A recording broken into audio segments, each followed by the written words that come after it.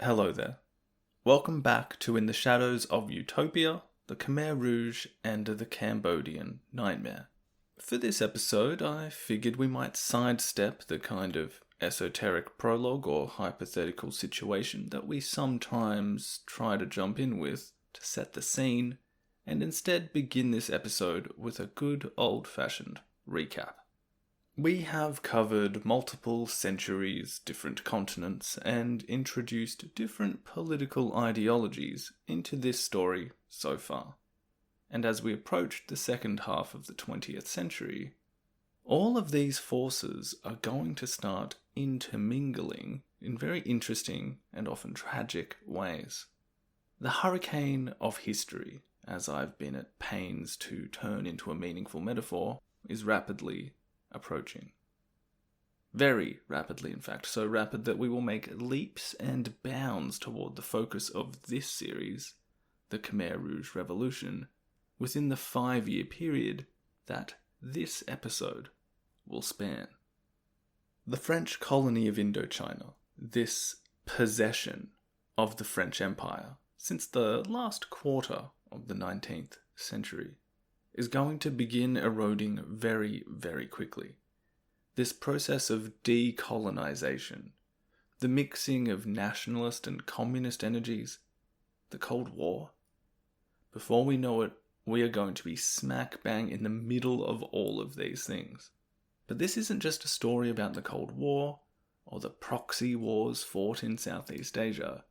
It's a story that involves the history of the people of that land, that goes back centuries, not just the actions of the world's superpowers.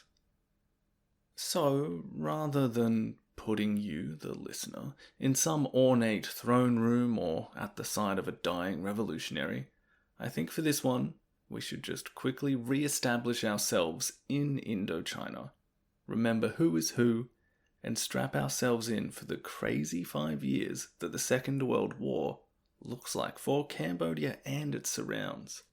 A region that will not be visited upon by quite the same destruction and horror as some other parts of the globe, but will perhaps be given its historical ticket and told to wait in line, because this beautiful land will soon be engulfed in the century of death. This episode will see us introduced properly to one of the characters, someone that will remain extremely relevant, basically until the end of this series, Prince Norodom Sihanouk.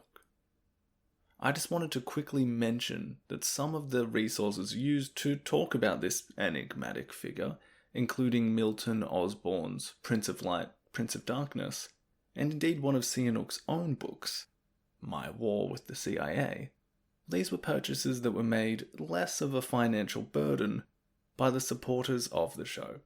So a big thank you to them. If you'd like to help the show, you can leave a review or rating wherever you might be listening. Or you could make a one-time donation with PayPal, or in an ongoing fashion for as little as $2 a month through the show's Patreon page. Alright.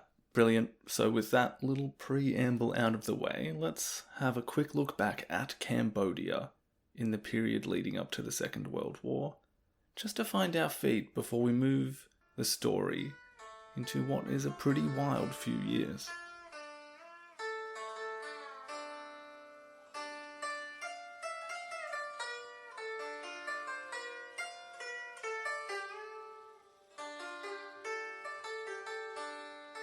Okay, so at the end of our introduction into communism, we left the story with Nguyen Ai Quoc, Nguyen the Patriot, who will soon be known as Ho Chi Minh, functionary of the Comintern, forming the organization that will eventually become the Indo-Chinese Communist Party, or ICP.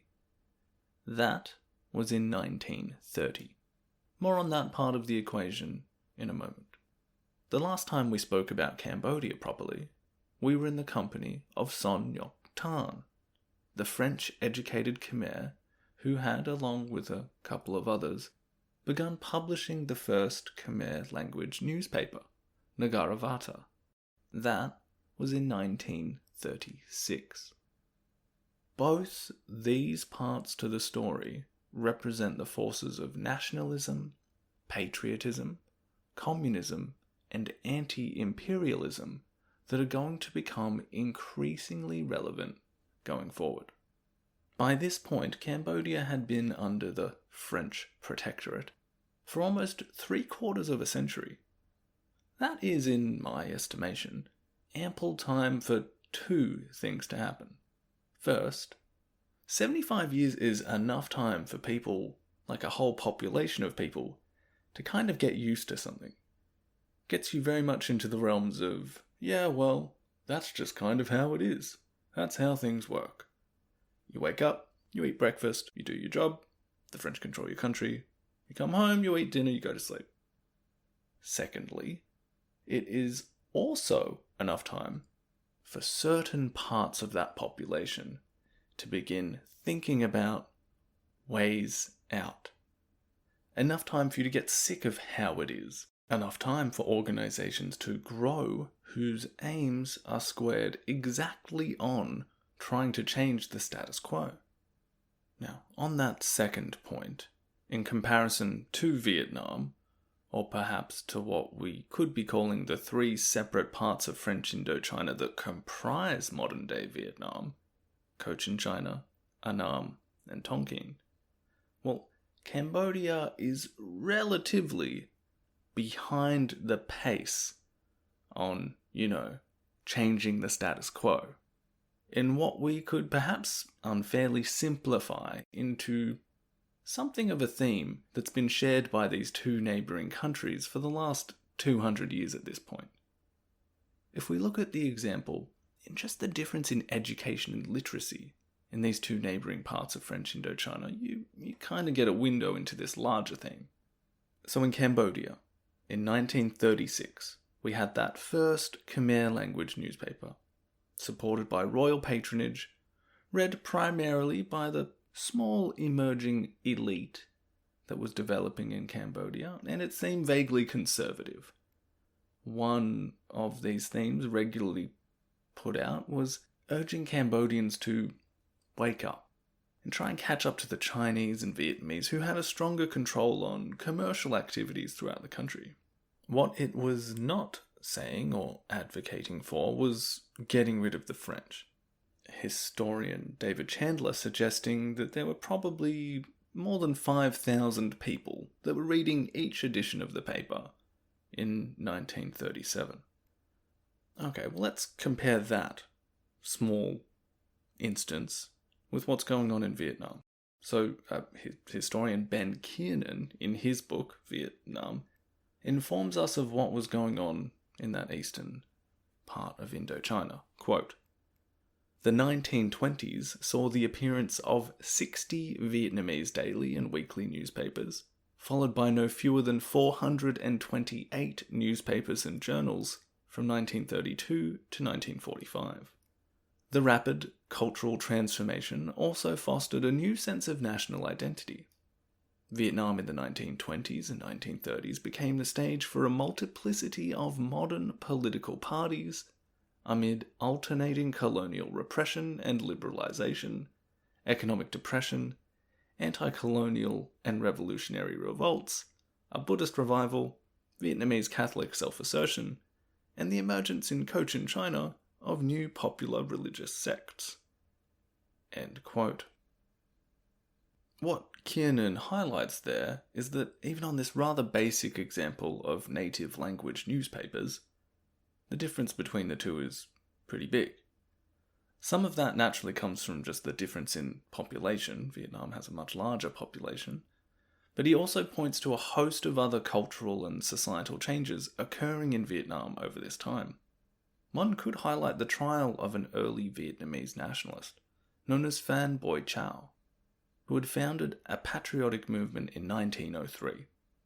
In 1925, a member of his group betrayed him, and he was sentenced to a life of hard labour. However, he was successfully able to use the opportunity the very publicised trial afforded him to expose some of the growing dissatisfaction many were feeling toward French rule. His final statement, read out in court, eloquently calling for reform, for the Vietnamese nation to awaken, to modernize, and become independent. He even asked for the French to fulfill the civilizing mission that it had originally claimed Indochina to pursue. I'll quote one section here. "My work is merely to use my tongue and my pen, and my goal is political reform. The movement I lead is simple and righteous." So that's in the middle of the 1920s in Vietnam. Just one example of the kinds of political developments that had begun to take shape and grow. Over this same period into the 1920s and 30s, Cambodia was a space where minimal change occurred. We did see how the capital city, Phnom Penh, did become part of the country that was highly metropolitan, a city keeping up with the technical advancements of the 20th century, a small educated elite forming alongside. But relatively speaking, we are still talking about a country whose population was overwhelmingly rural, uneducated, and ruled by a king, or a succession of kings really, whose attentions were more focused on opium and women, and whose power extended really just to the ends of the opulent royal palace that was built for them by the French. In Cambodia, the French had experienced almost no direct challenge to their rule. We have gone over the few isolated events and incidents that can be perhaps retrospectively assigned that kind of framing, but were in and of themselves not really part of an overall anti-colonial movement or signs of a concerted growth of Cambodian nationalism. In the last few episodes, we've mentioned this handful of examples.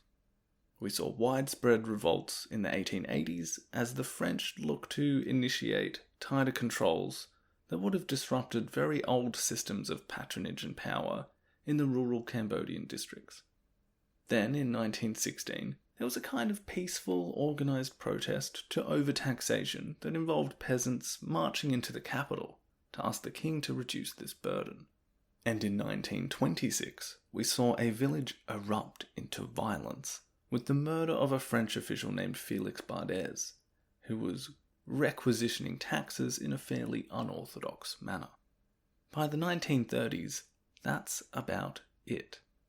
The Khmer were taxed extensively for the privilege of being part of the French Empire, and it is worth remembering the perilous position the kingdom was trying to maintain between Siam and Vietnam leading up to the period of French protection.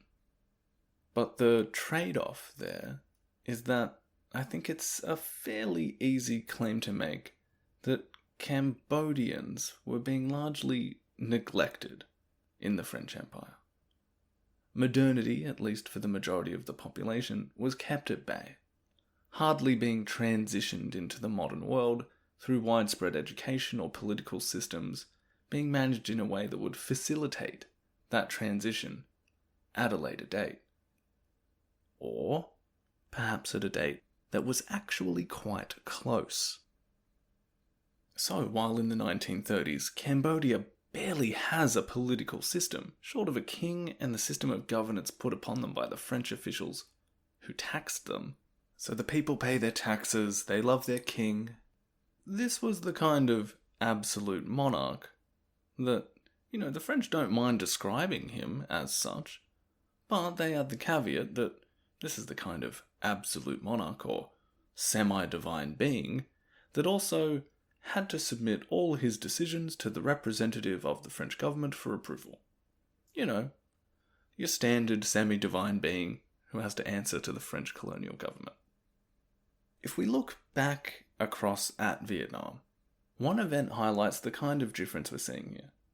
In 1930, a full 6 years before the Cambodians had access to a newspaper that they could read and was about their country and in their own language, in Vietnam we have an event known as the Yen Bai Mutiny. Okay, so the Vietnam Nationalist Party founded in 1927, had recruited more than 1,500 members, primarily in the north in Tonkin, mostly in and around the Red River Delta. This was comprised mostly of students, small traders, and low-ranking civil servants. 1,500's pretty big. Apparently there was a split in the party leadership, however, and this resulted in the French authorities arresting most of the party's senior members. In desperation, the remainder of the party, led by former chairman Nguyen Thai Hoc, tried his hand at winning over a sizable amount of Vietnamese troops that were enlisted in the French colonial army, and they were stationed at the Yen Bai barracks, northwest of Hanoi. They had a pretty detailed plan. Basically, they were going to take over the barracks, then take the city, and then secure it with anti-aircraft guns and turn it into a kind of stronghold. However, arrests leading up to the day of the attack, as well as general disorganization and a lack of enthusiasm in supporting this rebellion in the majority of those troops stationed at the barracks. Well, basically, as Kiernan says, the revolt went off half-cocked on February 10th, 1930. Almost all Vietnamese Nationalist Party leaders were arrested. The French prosecuted 1,000 suspects, 600 were sentenced to forced labour, and 80 to death. Many more were exiled. Nguyen Thai Hoc and 12 others went to the gallows, and the party never recovered. End quote. But this mutiny, in and of itself, can be seen amongst a larger period of revolt in Vietnam from April 1930 to November 1931, with hundreds of rural demonstrations, peasants trying to seize land back and their rice from their landlords, more than 100 worker strikes, as well as peasant-led violence killing up to 130 people in some northern and central provinces. And it was not just the political energy associated with nationalism at play. Again, here's Kiernan, quote, "Members of the new Vietnamese Communist Party quickly became involved, attempting to lead the movement, often succeeding, and the colonial government responded with brutal and overwhelming force. In one confrontation in September 1930, troops and aircraft killed nearly 200 peasant demonstrators. Hundreds more were killed before the French regained control, taking 9,000 prisoners." End quote. Kiernan goes on to suggest that this general revolt against French rule, as we saw in the events that took place in Yen Bai and elsewhere, were not instigated by the Vietnamese communist leadership, but that their presence at the sides of the peasant demonstrators placed the communists as the leading party of Vietnamese anti-colonialism, particularly after the nationalists had been decimated. The communists in Vietnam are going to carve out some really solid credentials with the Vietnamese people over this tough period. The struggle against the French in Vietnam was quite clearly in a far more advanced state than it was in Cambodia. I think we could probably go as far as to say that the struggle, existed in Vietnam, and not particularly in Cambodia. Especially the communist side of that movement.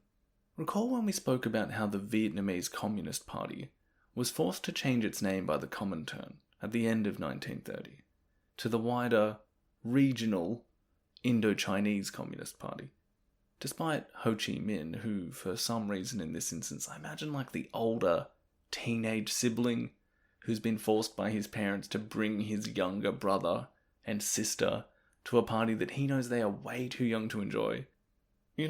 Ho, at this point, he's a fairly well-respected member of the communist movement. He's saying, why do I have to bring these guys? They don't even have any communists in their country yet. To which the parental Soviet reply is, inevitably, because I said so. That's why.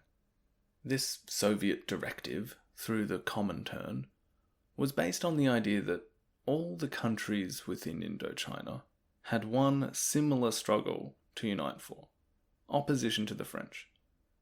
and they didn't want there to be different communist parties for each country within Indochina. And even though Vietnam was really the only place with any real communist activity, the decision was made to call it the Indochinese Communist Party. We will return to the Vietnamese story and focus on events there in a kind of epilogue at the end of the episode, but I hope from that recap you've got a little bit of a sense for what's going on in the region again. French rule can be repressive and unfair, neglectful and racist. But it has also become fairly entrenched in the region. It also has paradoxically led to the education of many and general modernization of society in certain areas that will give rise to nationalist or anti-colonial sentiments. I mean, Ho Chi Minh himself was a member of the French Communist Party. In Cambodia, Son Ngoc Thanh, he'd been educated in France as a lawyer and teacher. The way the French have interacted with society will bring about some unexpected changes, and the events that transpired during the Second World War are going to bring a lot of this rapidly forward. Lately, I've been imagining this period leading up to the Second World War as a game of musical chairs, with all different parts of society playing all over Indochina. You've got the French elite, Cambodian royalty, Vietnamese communists. Well, in this round of musical chairs, the French have no idea when the music is going to stop. In fact, they think the music is never going to stop. They don't even really know they're playing musical chairs. They are almost blissfully ignorant if we consider what is in store for them. Likewise, the nominal leaders of Cambodia, a royal family picked and chose by the French powers that be, well, these royals are almost literally stoned and enjoying the atmosphere of the palace. But in Vietnam, you get the impression that the Communist Party, they are taking the game pretty seriously. Calculating their steps, they've got one eye on an empty chair, and the other on the guy who's got his finger on the stereo stop button. To quote David Chandler in A History of Cambodia, World War II, more precisely, the period between June 1940 and October 1945, must be seen as a watershed in the history of Indochina. This is particularly true of Vietnam, but French policies in Cambodia, springing from weakness and Cambodian responses to them, differed sharply from what had gone before. By the end of 1945, Cambodian independence, impracticable and almost inconceivable in 1939, had become primarily a matter of time. End quote.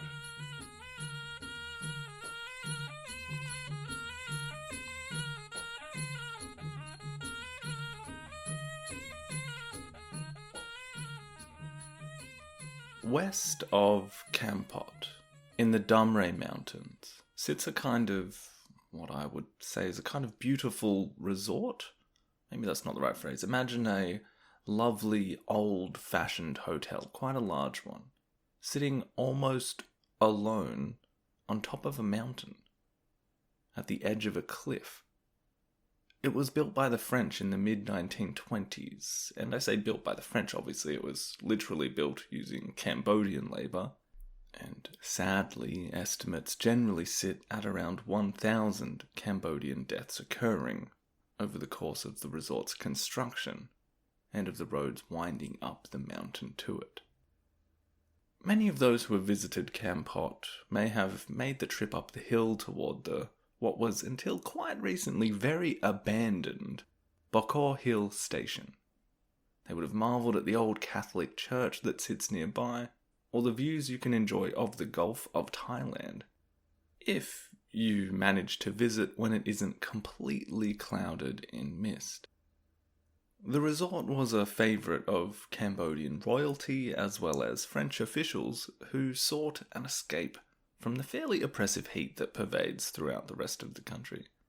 If you visit today, it might be one of the very few places on your holiday where you might need to bring a jacket. But at this luxury resort in April 1941, sitting beside King Monivong was Saloth Sar's older sister, Roung, one of the favourite and long-term concubines of the 65-year-old, who was on his deathbed. This was a king who had been recently described in fairly disparaging terms by a family member as failing to handle the affairs of the state.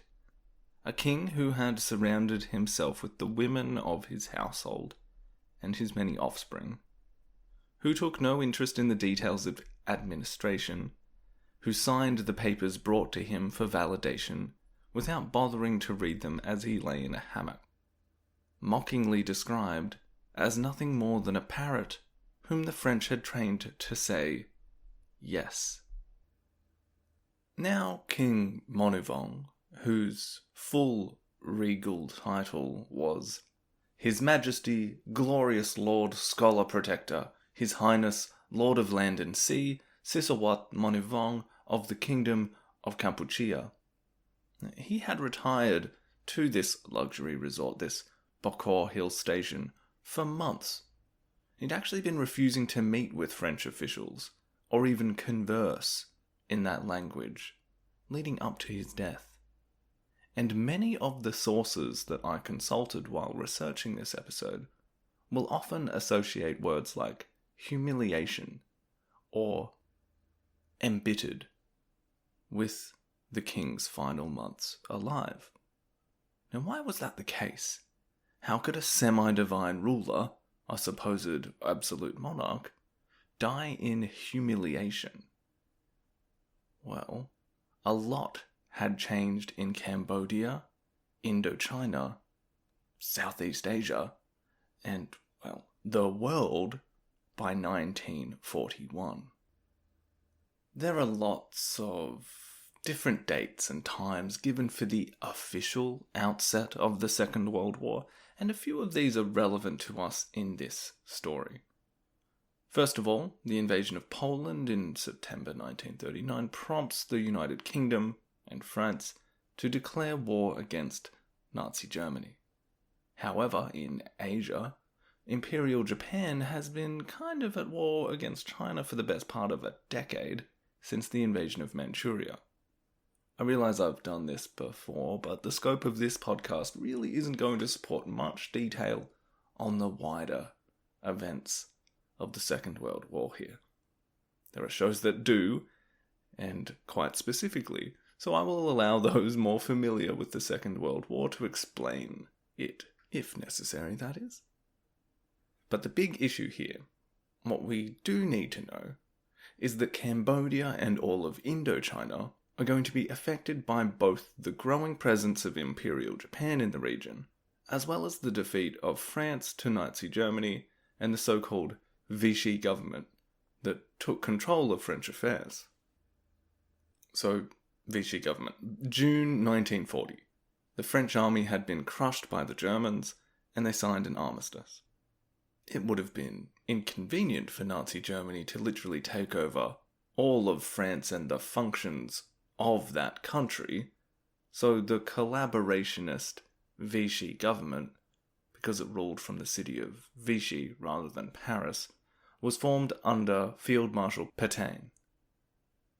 Now, as you can probably imagine, any government willing to be subservient to and collaborate with Nazi Germany was pretty conservative. Vichy France was marked by an authoritarian turn, and the idea that the previous French Republic had been decadent and individualistic. It needed to turn back to traditional French values. Suddenly, Joan of Arc, symbol of patriotism and Catholicism, was plastered about everywhere. We will return to the ideology of that government and how that plays a role in filtering into Cambodian politics and society in a moment. But the other big thing to mention is that naturally the French are in an extremely weakened position.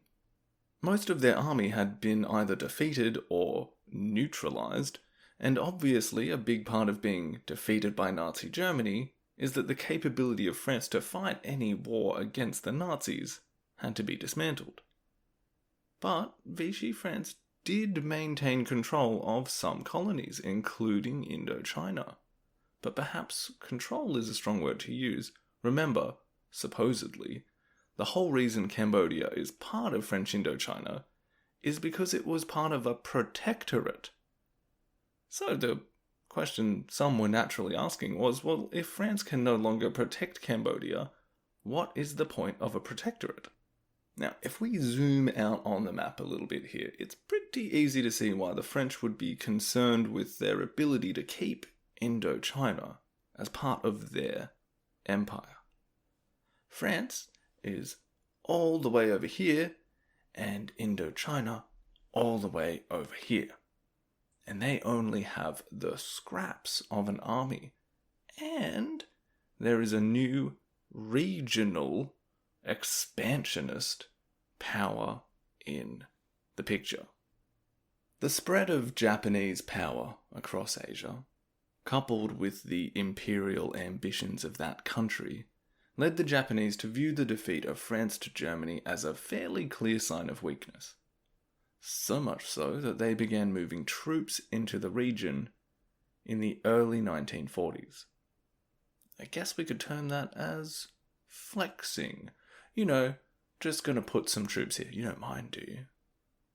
There was no way that Vichy France could maintain an actual military defense of their colony, but they acquiesced to this Japanese presence and were able to maintain their control of Indochina following the arrival of Japanese armed forces.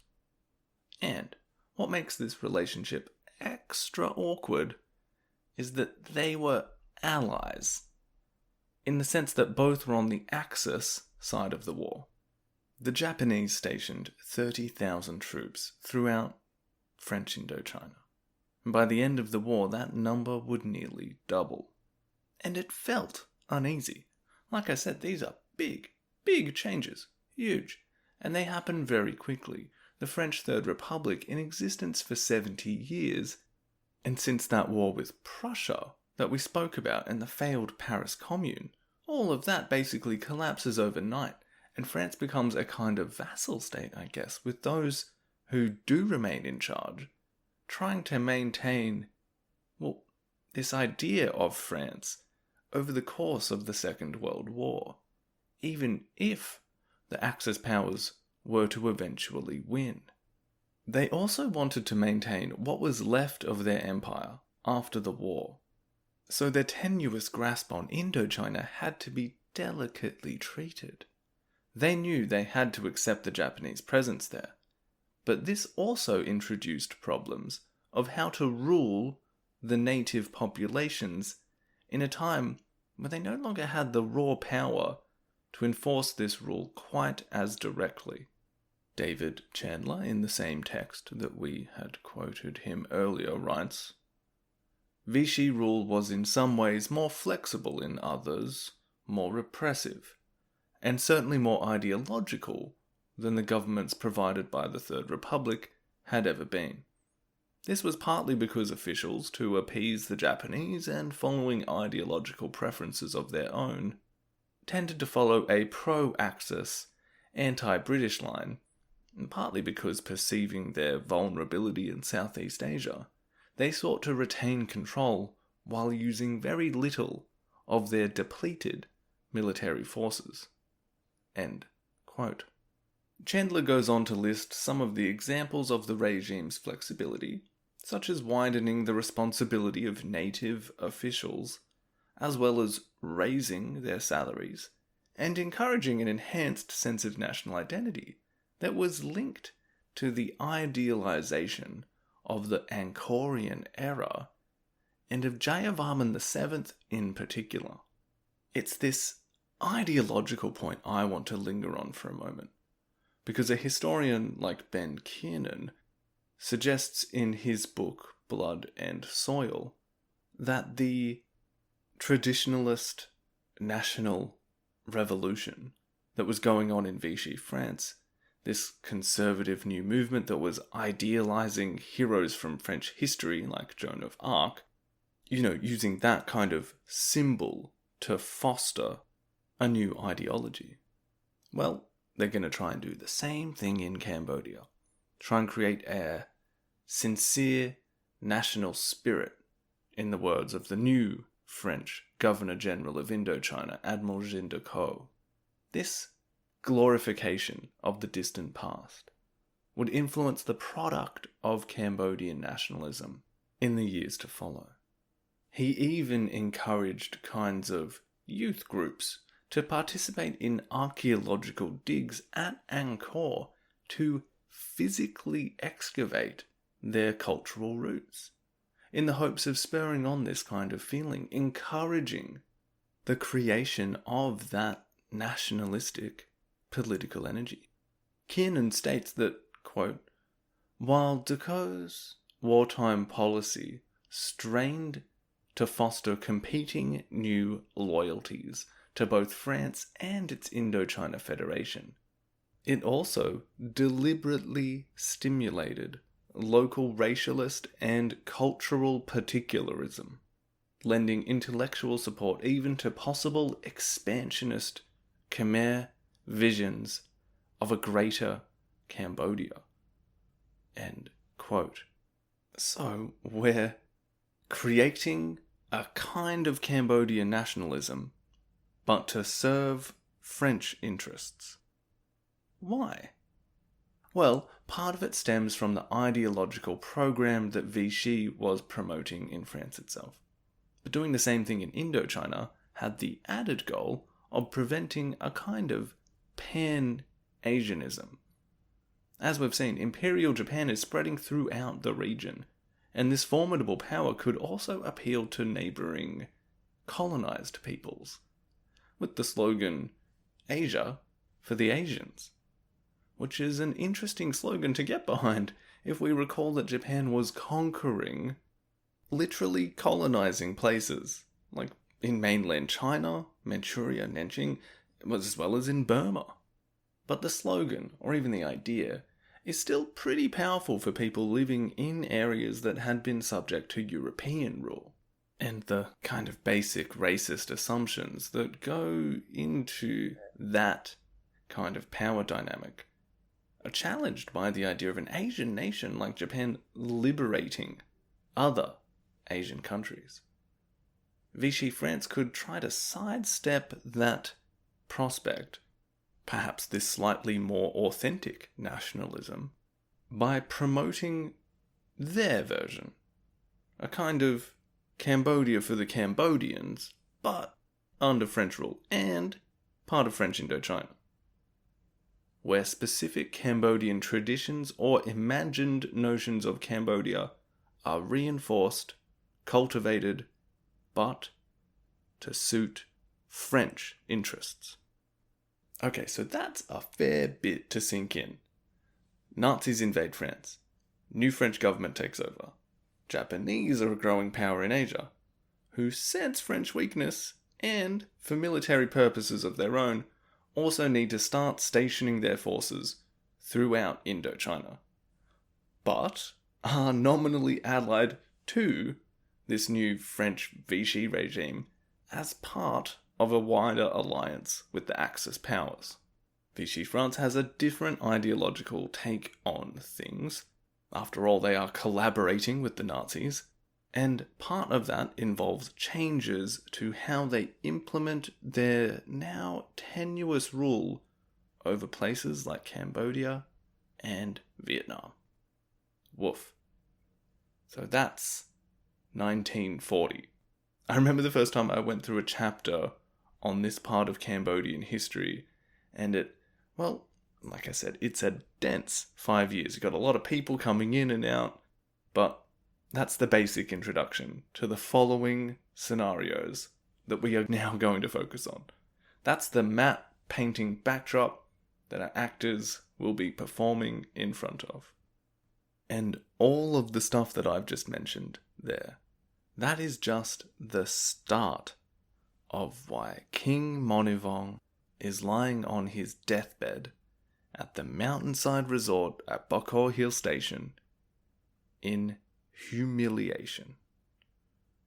That humiliation, according to historians such as David Chandler and Philip Short, would be due to the big chunks of Cambodian territory that had recently been lost to Thailand, following the Franco-Thai War that had broke out at the end of 1940.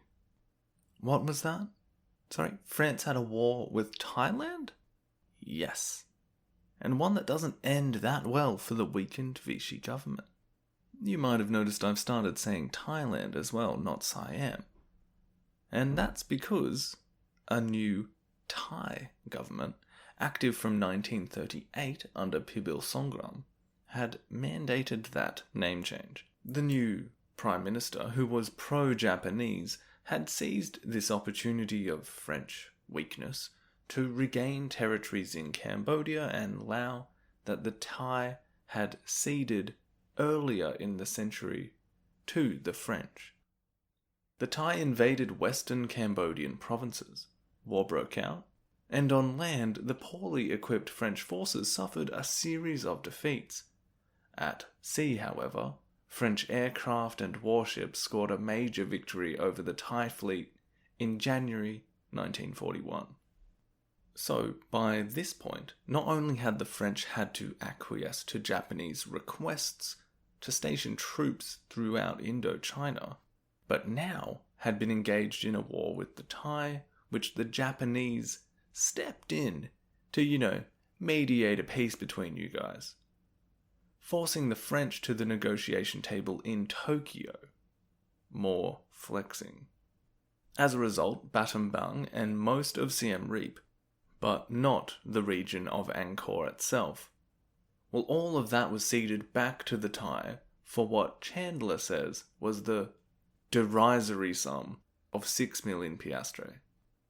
So the time-honoured tradition of Cambodian losses to its more powerful neighbours is once again played out, and this time under the French protectorate, looking increasingly less protective. And the Governor-General Decaux, he knows this. So when Monivong eventually dies at the Bokor Hill Station on April 23rd, 1941, French interests in Indochina are the key consideration when choosing the successor to the throne. And the easiest way to keep French interests front and centre? Well, why not pick a teenager? Someone that will just do as they are told, right?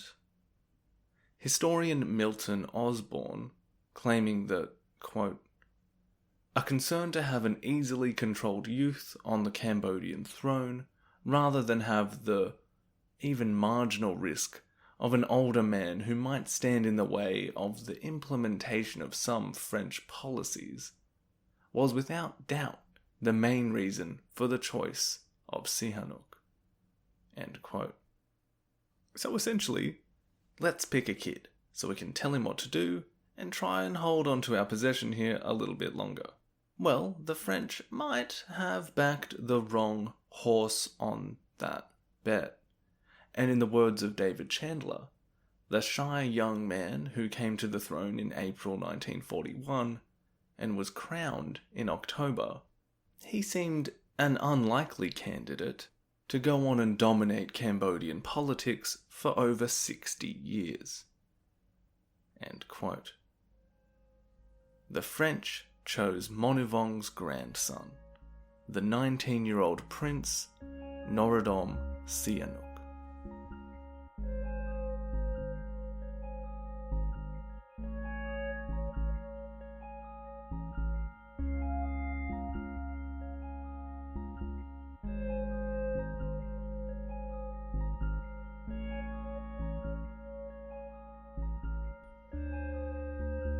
Sihanouk is going to play a huge part in this story, indeed in the story of Cambodian history in the 20th century. I don't believe, perhaps since the introduction to this whole series, have we really spent much time discussing him. I believe the phrase I used back then was that he was a kind of enigmatic character. And as I felt pretty constrained for time back then, I thought that was a suitably vague term, kind of a placeholder thing, to use about someone who elicits a range of emotions in me in my time studying him. Hopefully you too will be able to understand what I mean as we go throughout the rest of this series. But we will see him in a variety of different lights. He will at times be a victim of circumstance, and at others be the cause of tragedy. There is a wide divergence in how critical you can be of this man, who will dominate Cambodian politics for so long. And that criticism can even extend to the many motion pictures that he embarked on making in the late 60s right up until the time he was ousted from power, and I think since then too. The sources I have available to consult vary from books written about him, books written by him, his diaries, interviews for TV, an hour-long speech he made to the Australian national press, his movies, and even an exclusive interview with Playboy magazine. I find him eloquent, charming, funny, and fascinating, but also frustrating, slippery, and duplicitous. Again, I hope to be able to showcase some of this, but as we are introducing him here, essentially for the first time, we should start with his childhood, before he was crowned king as a teenager. Milton Osborne's biography of Sihanouk is great, and I think I'll end up quoting it at length when we deal with the prince, because I find myself unable to paraphrase it much better. So here is Osborne on the early years of the prince. Quote, Sihanouk has given us a relatively frank account of his childhood, one that is rather less marked by the special pleading frequently found in the autobiographical writings dealing with his later years. He had a lonely upbringing as the only child of increasingly estranged parents. His father emerges from Sihanouk's own description of his early years as an amiably dedicated womanizer, kindly enough to his son in a distant fashion, but hardly concerned with his day-to-day development. In his behaviour, Suramarit, his father, was probably little different from most Cambodian princes of his generation. Kosamak, Sihanouk's mother, was more interested in her son and became a major influence in his adult life. But in his early years, and in response to the advice of an astrologer, she consigned his upbringing to an aged relative. In turn, the relative entrusted Sihanouk's care to an old female servant, a nano, Sihanouk calls her in his description of his childhood. A trusted domestic, he suggests, like one of the female house slaves depicted in Gone with the Wind. He lived in a world in which the word and comforting presence of women was a dominant feature. End quote. Osborne giving us some, rich kid syndrome issues there. Moving forward, he commences his formal education at a primary school in Phnom Penh, where naturally the language of instruction was French. Estimates of his academic abilities vary, but he showed a real talent for music at a young age, and a passion for cinema. In the 1930s, Osborne suggests that perhaps this interest in the movies, and the amount of time he was spending watching them, led his parents to enroll him in the school with the best reputation in Indochina, the Lycée Chassloup Labat in Saigon. Occasionally he would still come back to Phnom Penh and do the royal thing, continuing his love of music, acting in Cambodian language versions of classic French plays with other princes and princesses. Remember, there are a lot of them. He would have time to observe his grandfather, Monivong, during his time in power as well. And it was actually Sihanouk whose words I relayed earlier about the king, a description of a man more content with his concubines and hanging out in a hammock than with the administration of a country, happy enough to sign the papers the French brought him, the trained parrot, as Sihanouk put it. Well, little did the young prince know that it wouldn't be long before he was the one having to sign the papers. Leading up into the 1940s and Monivong's eventual death, there was a lot of chatter about who might eventually be made the next king. And the young prince was not in the picture. His uncle, Monireth, or his father, seemed like more likely candidates. And this kind of ties into the dynastic squabbling that I've not got too much time for, because A, I tend not to be able to keep a great track of it. As I said, big families, lots of disputes. And B, I would struggle to explain it to an audience. I also don't think it really influences the story we're going to be focusing on that much, but in a nutshell, there are two big branches of the Cambodian royal family, the Sisawats and the Norodoms. Sihanouk's father, Suramarit, was of the Norodom branch, and he had married Princess Kosamak, who was part of the Sisawats. Kind of a Romeo and Juliet thing. We could get into detail there, but as I've mentioned a few times before in this series, lots of squabbling. I think they didn't have much else to do to pass the time. Probably make a great reality TV show. The real princes and princesses of the Cambodian royal family, that kind of thing. But anyway, Sihanouk, as a son of both the Norodom and Sisawat branches of the big royal family, well, he kind of represents a reduction in the rivalry between the two parts of the royal family. Like, imagine if Romeo and Juliet had had a happy ending and had a kid. Maybe the Capulets and the Montagues would have gotten together a bit more. Anyway, some scholars say that that might have played a role in the reason that Sihanouk was chosen. Like, the French were paying attention to the royal families. They were really into this stuff as well. But I tend to agree with the historians who think it was probably a pretty small part of the calculations that French officials were doing there in choosing who to succeed his grandfather. I'm more comfortable just saying it was based on choosing someone that the French thought would be a pliable ruler in what was a confusing time across French Indochina. According to Osborne, Sihanouk said that upon receiving the news that he was going to be king, he said, "My first reaction was fear, of fright. I broke down in tears." 5 months later, at his official coronation, the apprehension of becoming king might just be visible in the young man's eyes. Captured in the official photograph of him in full royal regalia as he stares into the camera.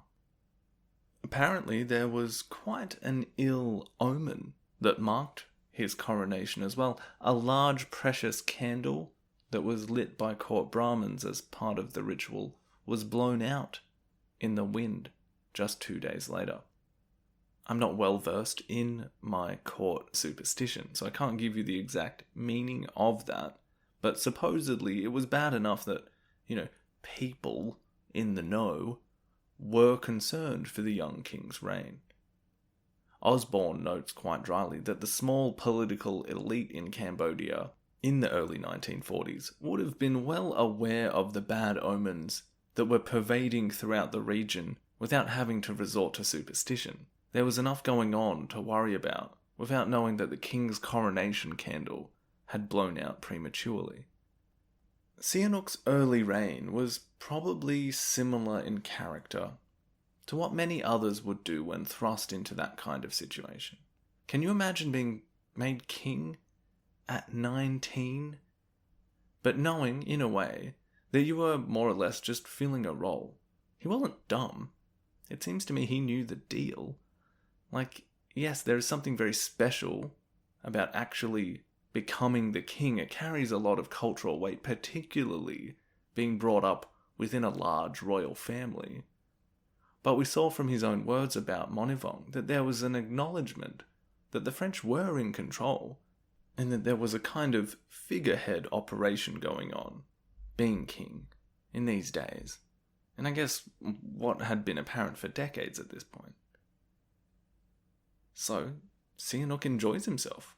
Horse riding, the cinema, the theatre, water skiing, basketball, watching football matches, and as many 19-year-old boys would do, he goes out and enjoys the company of women. His amorous adventures, as he put it to a biographer in the early 1970s. He goes out and he plays the role the French had planned for him. Now, before we change direction here slightly and explain some developments that occur outside of the royal palace, this might be a good opportunity just to lay down a bit of groundwork for what is going to follow.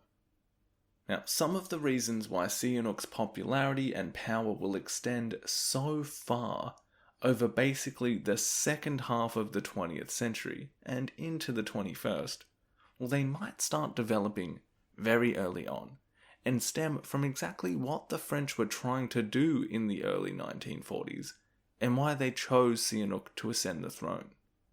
Remember, the French are worried. They don't have a lot of hard power to control a region that is very far away from home.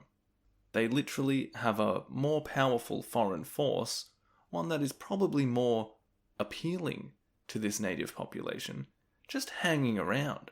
Japanese troops are visible, and their political actions noticeable. So the French see the Cambodian royalty as one method that they can maintain control with. They further reinforce the symbolic importance of the monarchy. And this is at a time when they were also harkening back to traditional nationalistic rhetoric about Angkor and Jayavarman VII. They make the king as visible and popular as possible for the Cambodian people. Sihanouk has way more contact with the population than any other king. The French were trying to bolster their position in Cambodia through their association with the young king. The more powerful he is, the more his people are willing to go along with his rule, the better it is for the French officials. Because they're actually pulling the strings, and they're desperately trying to maintain their empire. In subsequent episodes, we will see the power that Sihanouk has over his people, and some of the consequences of being able to have that kind of influence. But for now, he's basically just a playboy. A few moments ago, I said that we were going to divert our attention to events that were occurring outside of the royal palace. But in reality, these events really aren't that far away from literally where the royal palace is in Phnom Penh. Because the boys over at the Negara Varta, the only Cambodian newspaper in town, that's Son Ngoc Thanh, Pak Choan, and Sim Va, well, they are going to start cooking up some changes, and Cambodian nationalism was about to make a considerable breakthrough in these tumultuous times.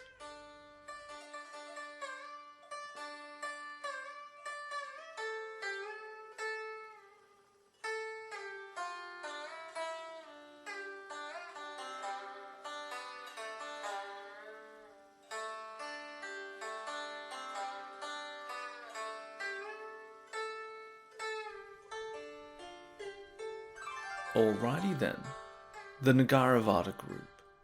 That's the phrase we will use to describe the men who had arisen in this newly forming Cambodian intellectual class, and who had ties with the Buddhist clergy. They are also usually described as Cambodia's first nationalists, the symbol of which is that first Khmer language newspaper, Negara Varta. Pali for Angkor Wat. We mentioned them before, but I would like to hone in on who we could probably talk about as the head of this group, or at least the member that will feature most prominently in this story. Son Ngoc Thanh.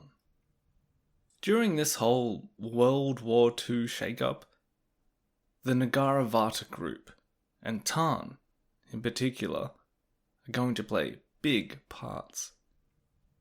I mean, naturally we've been talking about them from the mid-1930s, but once this shake-up starts happening, when France is defeated by Germany in 1940, well, the first thing Tan does is approach the then French Resident Superior, Thibodeau, basically the governor of Cambodia, and while he professes some sympathy for France in this situation, he also asks for the restitution of Cambodia to the Cambodians on the grounds that France was no longer able to protect the country.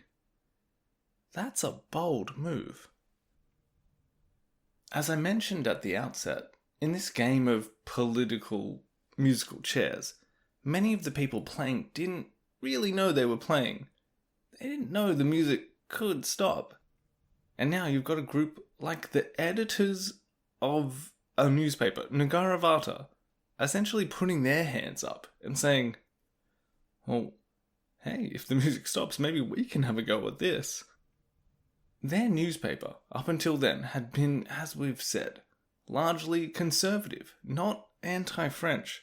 More about Cambodians, waking up, bemoaning the state of the country, trying to get more Khmer to involve themselves in the nation. But for Son Ngoc Thanh and the Ngaravata group, some things will begin happening that transforms their position from, editors of a newspaper and part of this intellectual elite into the leaders of a Cambodian nationalist movement. Firstly, the arrival of the Japanese is a game changer.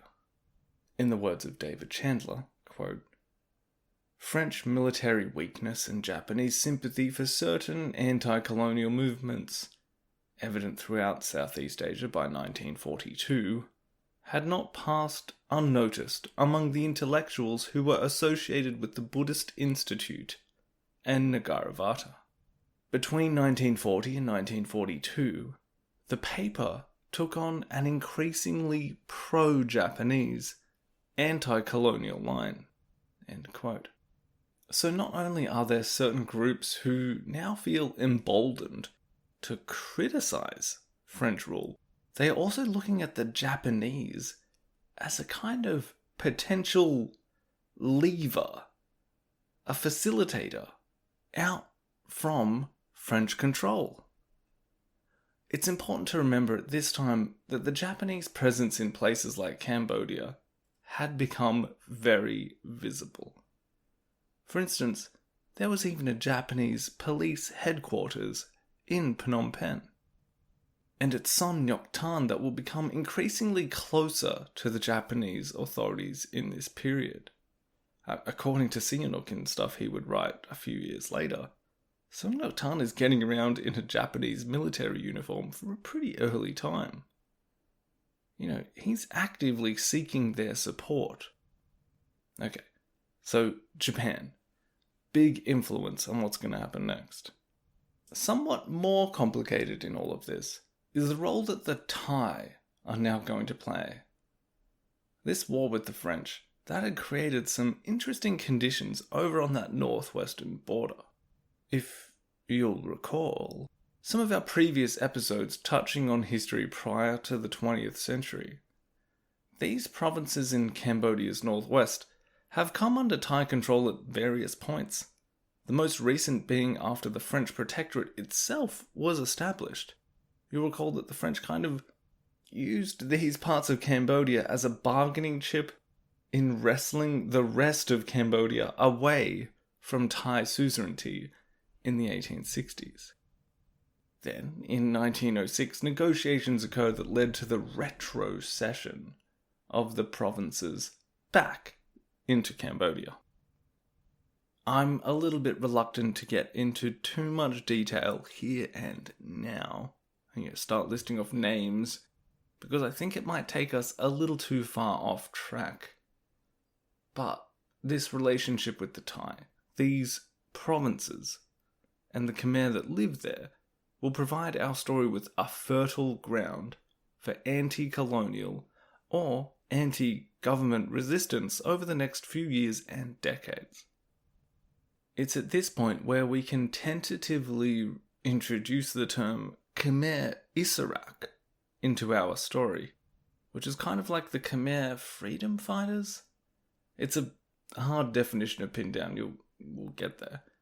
But this was originally set up as a kind of independent Cambodia committee in Bangkok in the early 1940s by a former director of a Battambang pawn shop. The term Isarak is a little bit hard to define because under the banner of Khmer independence, eventually different activists and groups will be loosely allied together and catalogued. But you'll have nationalists, local warlords, communists. This will become more of a focus over the next few episodes, but for now, it's important to bring them up because there are some contending anti-colonial movements seemingly springing up out of nowhere. For Son Ngoc Thanh and the Ngaravata group, the fact that the Thai had taken parts of Cambodia, and now there was this Khmer independence group starting to spring up in those areas? Well, according to Ben Kiernan, these developments, quote, worried them. Son Ngoc Thanh and Pak Chuan decided to create a political organization capable, at the right time, of claiming independence for Cambodia from the Japanese, and with support, resist new Thai advances on Cambodian territory. End quote. This leads them to start actively sounding out students and merchants and begin recruiting followers, developing a kind of nationalist group that might be capable of trying to take control from the French if an opportunity arose. Cambodia has its first proper nationalist movement. We've seen the ideas transform into an actual group of people willing to make change, rather than this nationalist energy just being in the ether. And why not just quickly define that once again?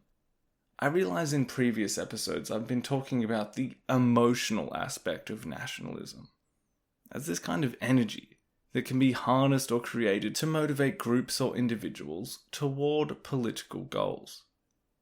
But perhaps those goals need to be touched on again, and I'm going to use a definition Edwin Moyes used in a journal article in about 1988.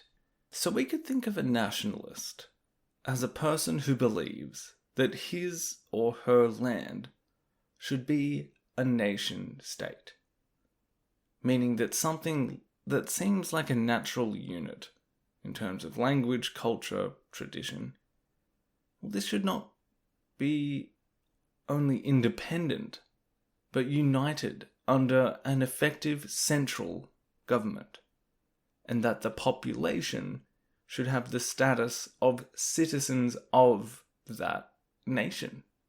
That there should be a sense of mutual responsibility between the government and its people. We could probably also quickly introduce patriotism into that mix. So patriotism, according to Moyes, is a kind of emotional allegiance to one's homeland and a determination to prevent it from being dominated by outsiders. Moyes makes the good point that while patriotism is often expressed as nationalism, they aren't the same thing, which can be helpful when trying to ask a question like, can a committed communist also be a nationalist? Or how communist movements can harness nationalistic energy, or indeed the kinds of nationalistic things that communist governments tend to do when they actually attain power. But again, let's not get too far off track here.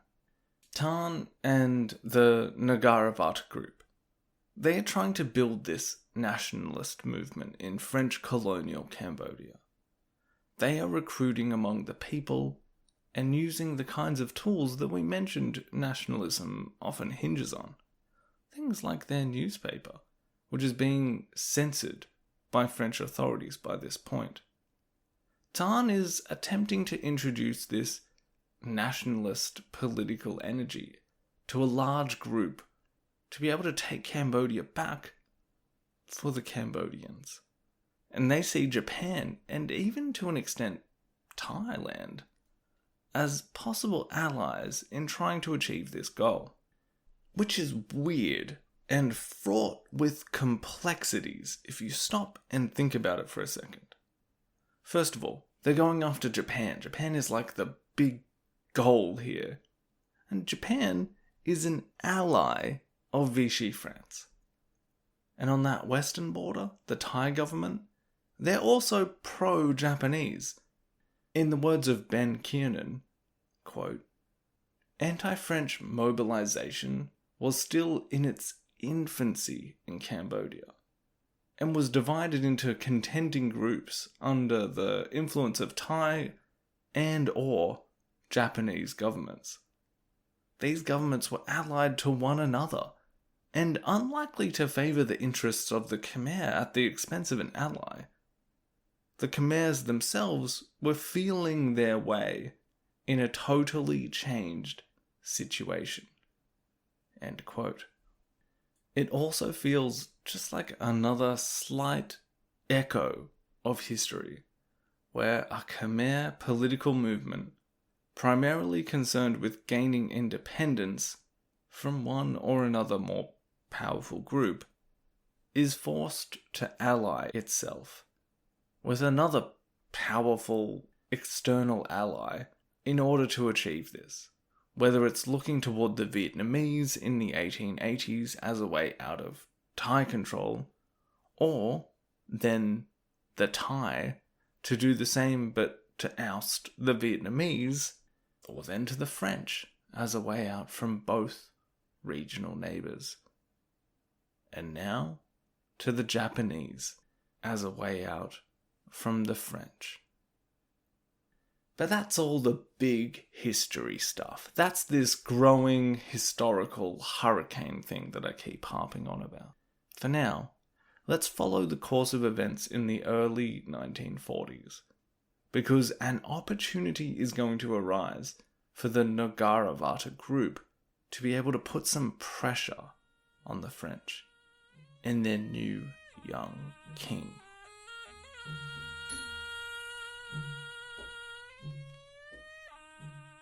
The French colonial authorities in Cambodia hadn't been able to maintain the best relationship with the Buddhist monastic order since setting up this protectorate in the 19th century. In the eyes of the French, the Buddhist Sangha offered Cambodians an alternative value system to the one that was brought to them by the French Empire. So when the French introduced the Gregorian calendar into Cambodia in early 1942, as well as planning for a new Romanized version of the Khmer script to be implemented, this was a cause for concern for many monks. Kind of understandable too. Imagine if someone waltzed in and said your language was garbage, which is probably a light way of putting it. One French official, in fairly classic kinds of racialist thinking, presumed that the language itself was leading to Cambodians not being able to think properly, and thus indicative of their less than advanced state. So that's the French perspective. But for the Sangha itself, this was seen as an attack on traditional learning and the high status of traditional educators. Generally, the monks were tasked with this in pre-colonial Cambodia. That is, for hundreds of years up until this point. One of these monks, with fairly high standing in that community, known as Hem Chiu, would soon be implicated in a vague anti-French plot In Philip Short's biography of Pol Pot, he states that on July 18th, 1942, the French authorities arrested 2 monks suspected of subversive activities, something he notes as providing the embryonic nationalist movement with its first martyrs. Now, both Chandler and Kiernan offer different insights into this arrest, and just what was being planned by these monks, as well as their association with the nationalist movement.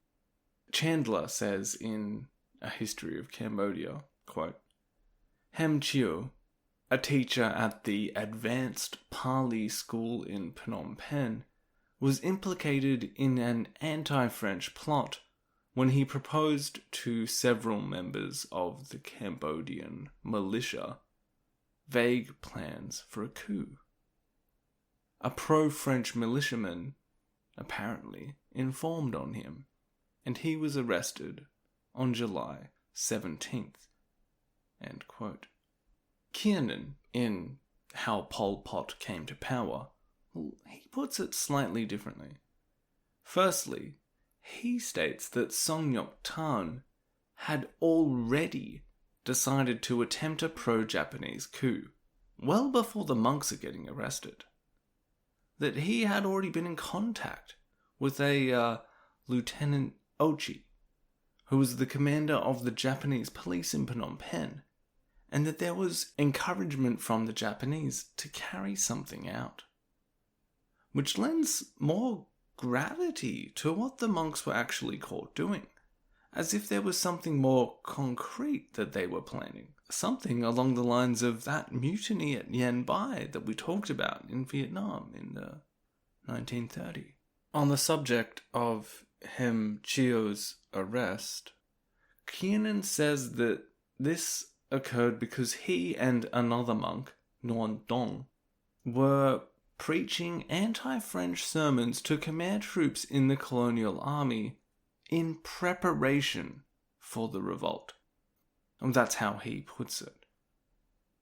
Elsewhere, it's made apparent that the monks were handing out anti-French pamphlets as well, which sounds more like the monks were aware of a conspiracy to stage a coup and were attempting to, drum up support within the armed forces. He also states that the monks were main activists in the group that Son Ngoc Thanh and the others had recruited into that new nationalist cause.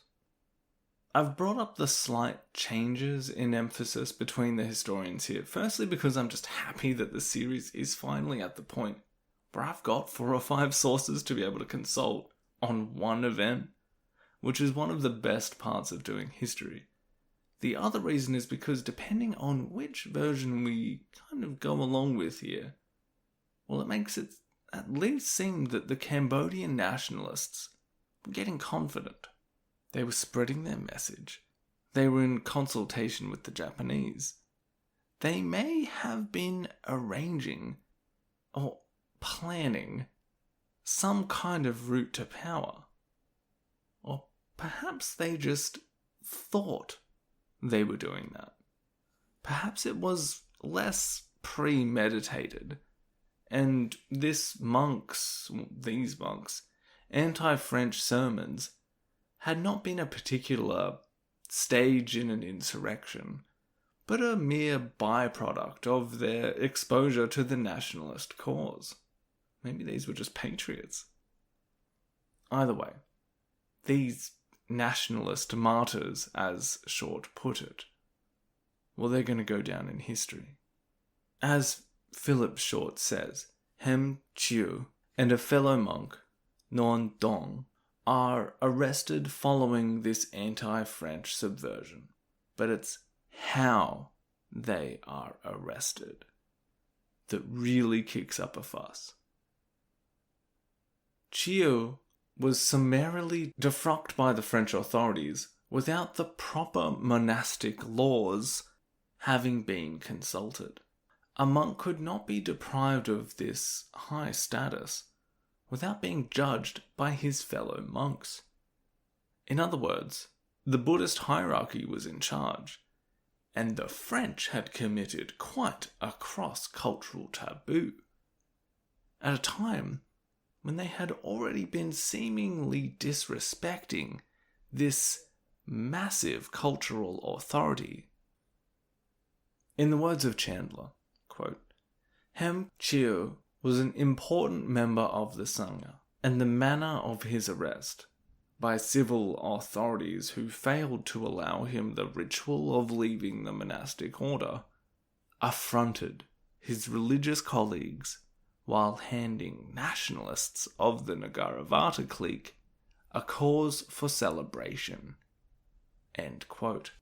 And I guess I should say that Chandler, in a kind of old-fashioned way that I love, he says, a cause célèbre, instead of the clunky English version that I used. I actually have this kind of fond, kind of embarrassing memory of the first time I met with David at university to discuss ideas for my thesis project. And I remember very early on him asking me, like, how's your French? Not, can you speak French, Lachlan? Or something along those lines, but in that great old-fashioned academic style.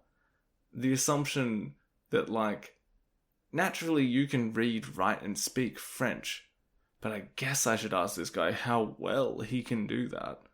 And I think everyone who's listened to this series so far will be able to tell just how bad I am at even pretending I can pronounce certain French words. So yeah, no French for me, Monsieur Chandler. But I digress. Back to the story. Essentially, arresting these two monks in this sacrilegious fashion gave Tan and his burgeoning nationalist movement a kind of focal point that they may be able to rally some fairly widespread support around. They weren't just going to write some editorial about this. It was time to take it to the streets, baby. Tan basically goes straight to the Japanese police headquarters, where apparently he's pretty familiar. And over the next couple of days, his group liaised with the Japanese about staging a kind of anti-French demonstration, a protest in support for these arrested monks. Which, if we go with Kiernan's account, there may have already been some vague blueprint in play here, even before this new catalyst for a protest. In Tan's letters from this period that we are still able to consult, we see that he contacted the Japanese authorities in Saigon, who had jurisdiction over their colleagues in Phnom Penh, and he said that because our movement and our preparations for a coup d'etat against the French, with the promised support of the Japanese Imperial Army, had already almost reached their maturity, it was imperative that the French should not succeed in extinguishing them without a demonstration of their vitality. End quote.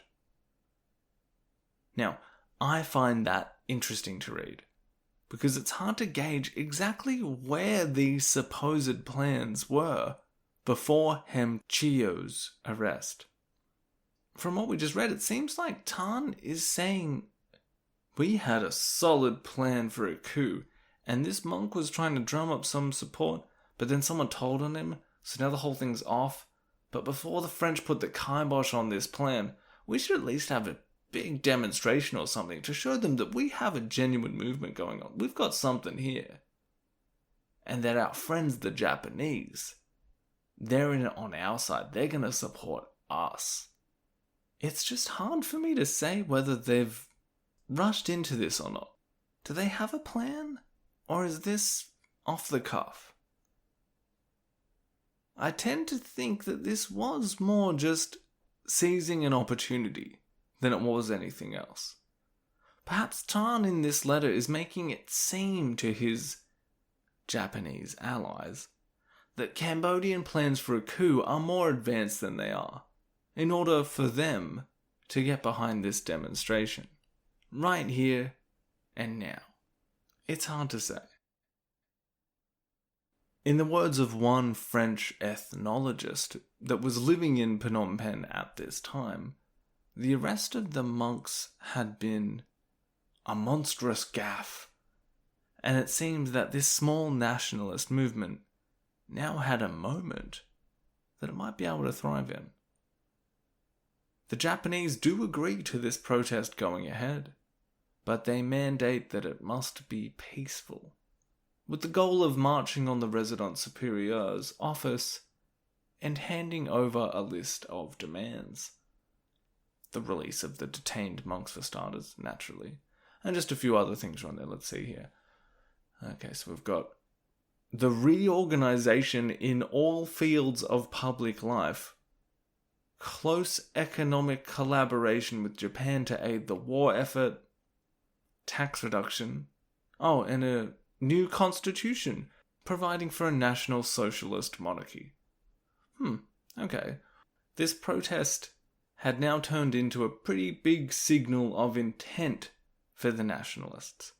It had essentially become an overt demand for the French to step back from control. This is a big step for them. And are they ready? Well, it all starts on the morning of the 20th of July. Son Ngoc Thanh, in a fairly pragmatic move, decides to wait this out in the Japanese police headquarters. This is a safe space for him. His partner at the Nagaravata, Pak Choen, will lead the protest.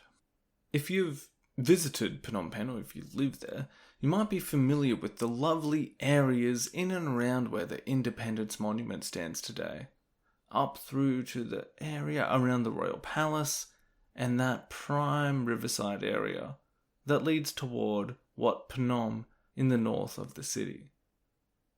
Well, it's in that kind of direction that this protest will move. A growing mass of people, by all accounts somewhere between 1,000 or 2,000, and perhaps about half of that being made up of monks that pour out of monasteries such as Lanka and Unalum on the way to the French Residence Superior. This was the biggest show of anti-French sentiment in almost 30 years. Thousands of onlookers would have seen this protest as it eventually reached its destination. Rumours went around that following the protest, a Japanese-supported coup d'etat would occur. Pak Choen, flanked by what would have been a very colourful group of demonstrators, addressed the French officials that were waiting outside and asked to meet with the Resident Superior. His list of demands with him, he was shown in, and the door immediately closed behind him. The editor of Nagaravata was not exactly welcomed. In fact, he was swiftly arrested and taken out the back of the building and into a car. Waiting outside, the demonstrators grew restless. Even after a leading monk and King Sihanouk's father, Suramarit, tried to appease them by saying that the issues they were bringing up were going to be looked into. Some of the crowd left after this, but some began trying to break into the building. A riot ensued. Several hundred police who were present, armed with batons, went in on the crowd, who themselves were carrying sticks, stones, and kind of makeshift slings. In fact, the monks that were present had their saffron-coloured umbrellas with them too, and they used them to strike out at the police. Hence the name Umbrella Revolt, that this event will be referred to in a somewhat derogatory fashion by some parties in the future. By all accounts, there were many injuries, but no deaths. 2 truckloads of Japanese soldiers arrived during the riot. but they didn't intervene. A fairly big indication of perhaps how much the Ngaravata group may have overestimated the support that they thought their Asian brethren were going to provide them. There would be more than 200 arrests, a number which included some important members of this embryonic nationalist movement, including Pak Chuen, others who had escaped arrest, various members who had been recruited, including those in the Sangha or elsewhere, decided they should flee, many of whom would end up becoming big figures in resistance movements over the next 5-10 years.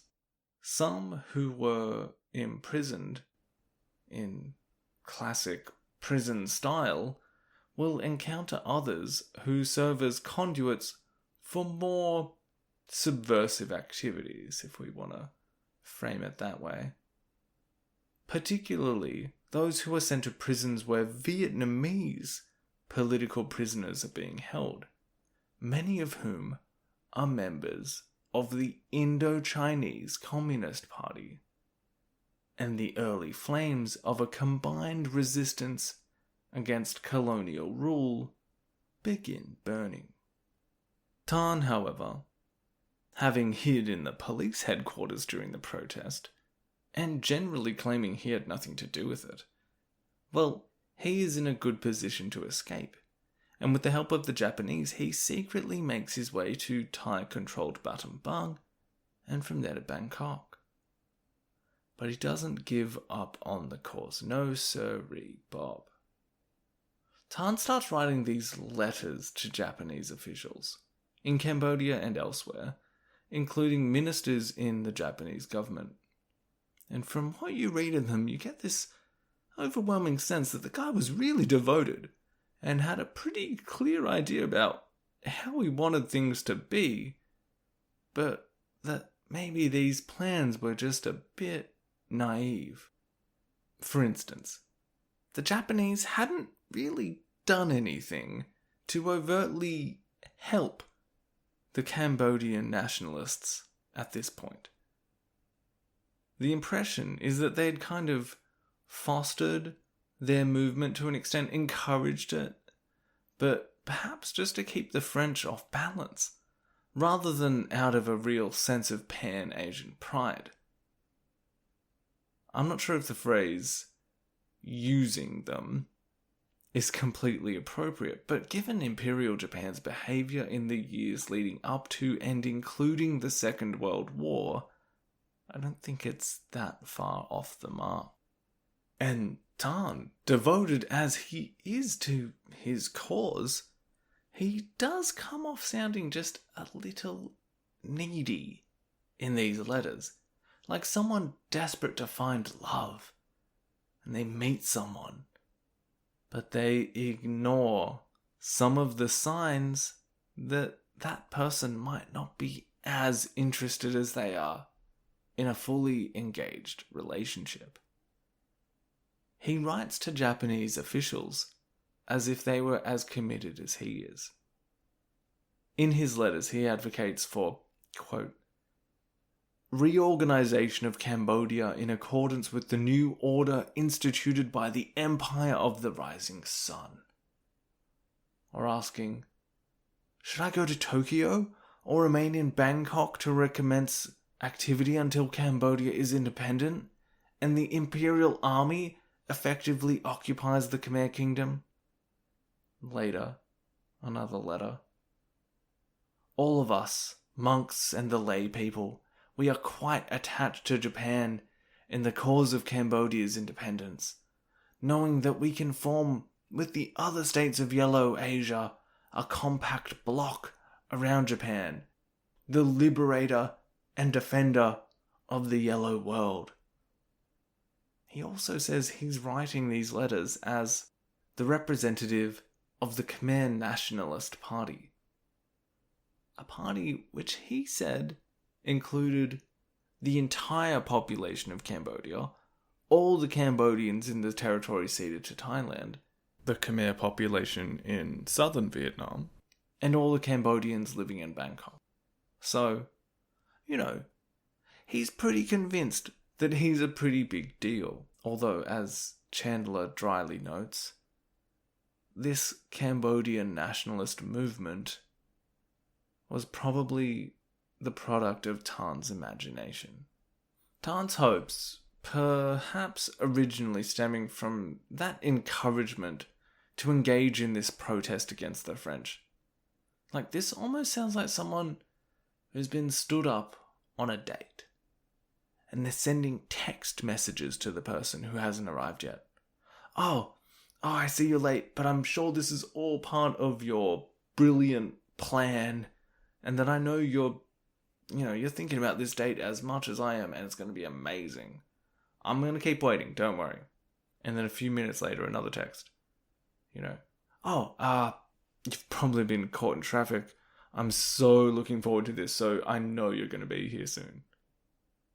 And then, another 20 minutes later, this final text saying like, I've got it. I'm at the wrong bar. And you've been waiting for me somewhere else. Don't worry, I'm on my way. And he, just leaves and runs around looking for someone. Well, these hopes that the Japanese were going to swoop in and support this Cambodian nationalist cause in any major show of force against the French, they must have faded when the sentences for those arrested in the Umbrella Revolt begin being handed out 6 months later. Pak Choen and the monks that were originally arrested, Hem Chiu and Non Dong, are all given a death sentence. This is later lessened to a life sentence with hard labour, but all three are sent to the infamous French colonial prison off the coast of Vietnam, Pualo Condor. Tan, realising that this date just isn't going to happen, he heads to Tokyo by way of a Japanese aircraft carrier, telling his supporters that we must wait, and that only after Japan's complete victory in Asia will all of the other Asian people's problems begin to be solved. Tan will not return to Cambodia until 1945. In Japan, he will assume a Burmese identity for public purposes, lodging with a Japanese businessman for 3 years, learning the language, and receiving an allowance of about 100 yen per month. Tan's expectance of Japanese assistance, or perhaps the idea that they would enthusiastically support the Khmer in their movement, seems naive. He's failing to foresee any long-term imperialist ambitions that the Japanese were obviously showcasing, as well as overestimating what they would have been willing to do when they were nominally allied to the Vichy French regime that was maintaining control of Indochina. And it is not altogether surprising that the Japanese did not fully back Tan and his small group of nationalists either. It's not as if that he was a highly skilled politician or that the movement itself was particularly developed. And as Tan stayed in Tokyo, becoming a kind of nationalist hero for many back in Cambodia, and the instigators of the Umbrella Revolt began their jail terms off the coast of Vietnam, the Nagaravata itself being shut down as a result of this, naturally. Well, an uneasy calm returned to the French protectorate in Cambodia, but one that would not last for long.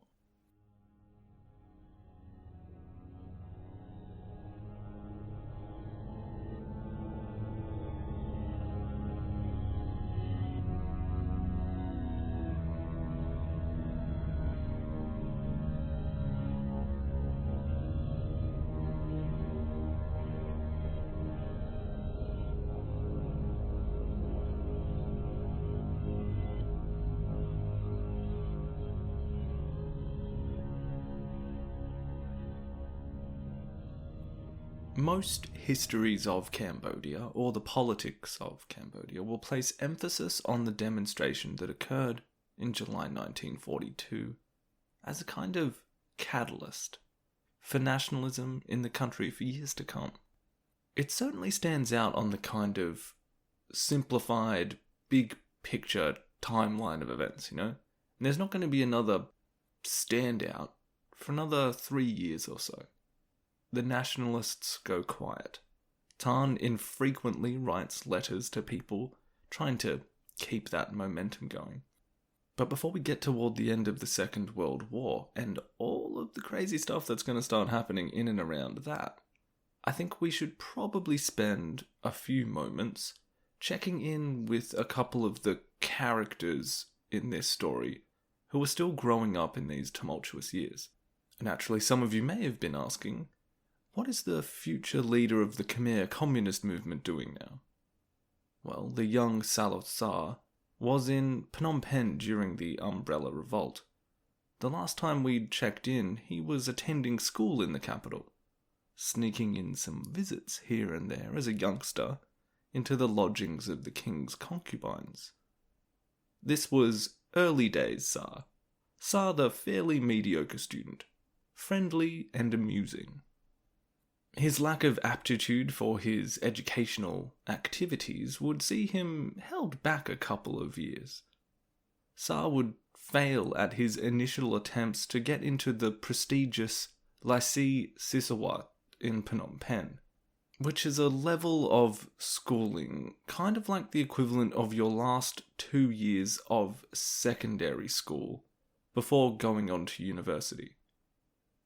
Instead, in 1943, Sar is accepted into a newly opened junior middle school in Kampong Cham, the Priya Sihanouk. Philip Short claims that at this new school, as was with the École Miche that he had been attending in Phnom Penh, Sar was still a mediocre student. Nothing changed there. I'll just quote him here. Whether this was because he had difficulty keeping up, or because schoolwork did not interest him, is unclear. Either way, he was not academically inclined. He could perhaps be described as a modest all-rounder. End quote. It is at this school, however, that Sar will meet another future leader of Democratic Kampuchea, Khieu Samphan, who is in the class below him. Classmates remember Sar being okay at music, played the violin as well as the traditional Cambodian instrument, the roniat. One remembered how Sar loved playing football and had been able to perfect his bicycle kick technique. Philip Short says that though Sar was in Phnom Penh in July of 1942, it appears he did not witness the demonstration against the arrest of the monks. In any case, he says that this protest didn't have a huge impact on many of the youngsters of Sar's generation, who were still in their late teens or early 20s. He does mention one, however, another one of those who will eventually be a senior figure in revolutionary Cambodia, Ieng Sary, the young man recalling that when the news of the Umbrella Revolt reached the town in Prey Veng that he was living in, quote, "Everyone talked about it. It gave me, for the first time, an understanding of the word nation." End quote. Given that Ieng Sary was only 17 when the news of this anti-French demonstration reached his town, and yet he still had this kind of reaction to it, I think that gives a sense of what many others in Cambodia must have been feeling.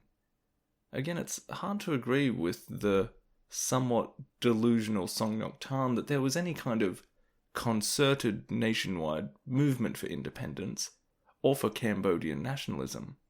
But there is certainly something stirring, particularly if we match this growing rise in nationalistic energy with the kinds of glorification of Cambodia's Angkor period that the French themselves had been engaging in. That small, educated elite had certainly become aware of the possibility for change. Buddhist figures had also become resentful of the French, especially when the Vichy regime stepped up efforts to Romanize the Cambodian language and reinforce those changes to the calendar.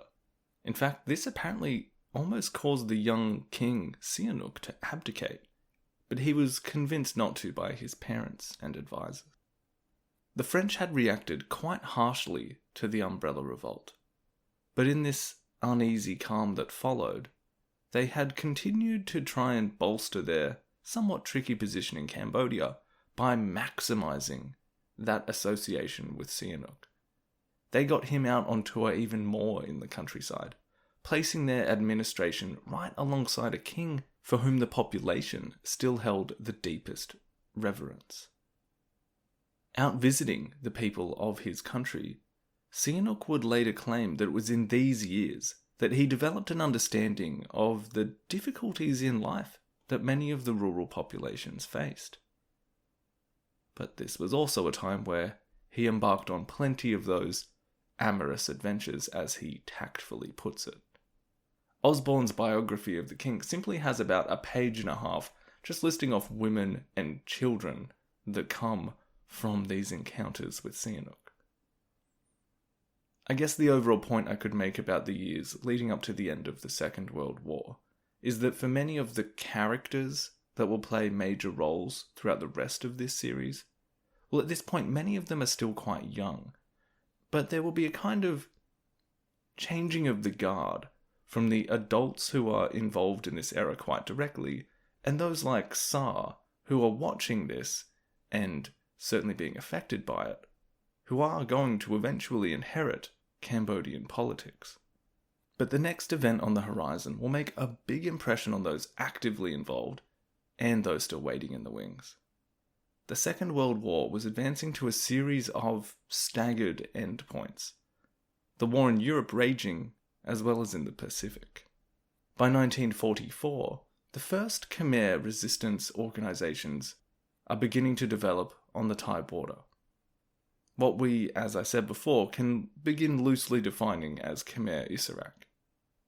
Membership is small, but we're seeing the kernels of organized resistance in the post-war period. By the end of that year, the tide of the war in the Pacific was turning in the Allies' favour, and a big part of that is going to be the widespread bombing of Japanese forces scattered throughout the region and Japan itself. In fact, in February of 1945, an incident will occur that will provide a kind of microcosm, a grim foreshadowing of events that will occur leading into the Khmer Rouge period. A United States B-29 warplane attempted to bomb the Japanese military headquarters in Phnom Penh. The bombs did not find their target. Instead, they fell in front of the Unalom Monastery, which is not far from the Royal Palace, on that riverside boulevard many tourists will frequent on their visits today. The blast killed 20 monks and perhaps up to 600 civilians. As a result, Tu Samut, then known as Achar Sok, Achar is like a Khmer title given to certain monks. He was a professor of Pali at the monastery, and he was terrified enough by this event to flee into the countryside. Eventually, like some of the other monks that participated in the Umbrella Revolt, he will find his way to Vietnam and begin working with the Indochinese Communist Party. In fact, he and a fellow ex-monk, Achar Mien, will, under Vietnamese tutelage, become the founders of Khmer communism.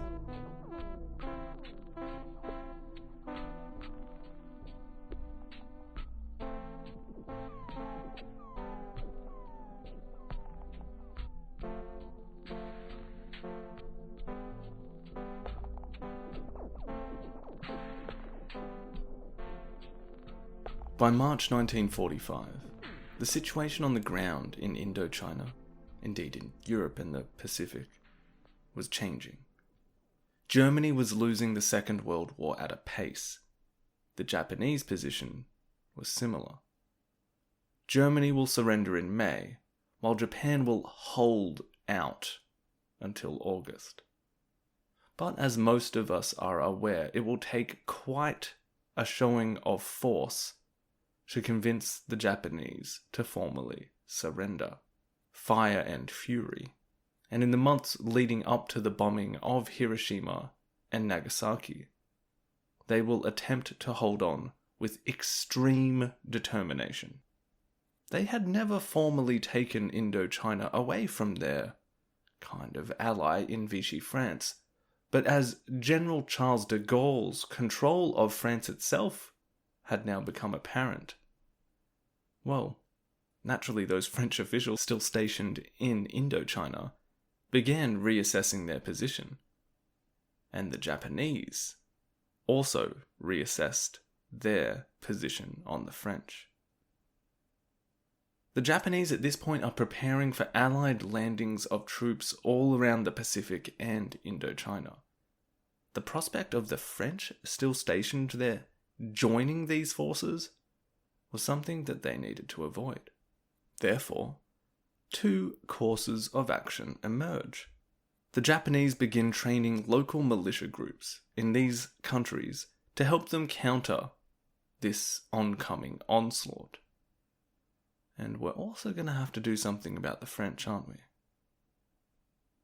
On the 9th of March, at 9:30 p.m., in a bold and coordinated gesture, Japanese military forces across Indochina moved to disarm and intern any French armed units and officials.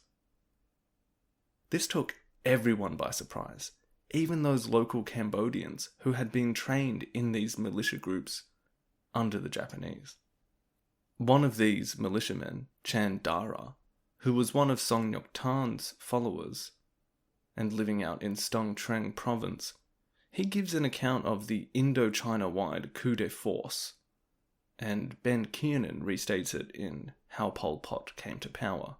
Quote, "At 6 o'clock one evening, 4 Japanese, including 2 lieutenant colonels and 2 youths, asked me to walk with them, and gave me a sword and a knife. I was then asked to go and eat something, but not to go to sleep, because they had something to do that night. I readied myself, according to their orders, and at 10 o'clock that night we were informed that we were going to arrest the French. Over the next 2 hours, the Japanese encircled and arrested all the French citizens in the province. The Japanese victory over the French in Cambodia took an estimated 24 hours." End quote. So that was just out in the provinces, but in Phnom Penh, it's a similar story. Air raid sirens were turned on by the Japanese in order to draw French residents unarmed from their quarters. In the process of rounding up and disarming them, the Japanese and the Cambodian militia units participating in this coup encountered scattered resistance. Lao Tuk, a policeman in Phnom Penh, remembered seeing 4 or 5 corpses of these Khmer militiamen outside a French official's residence.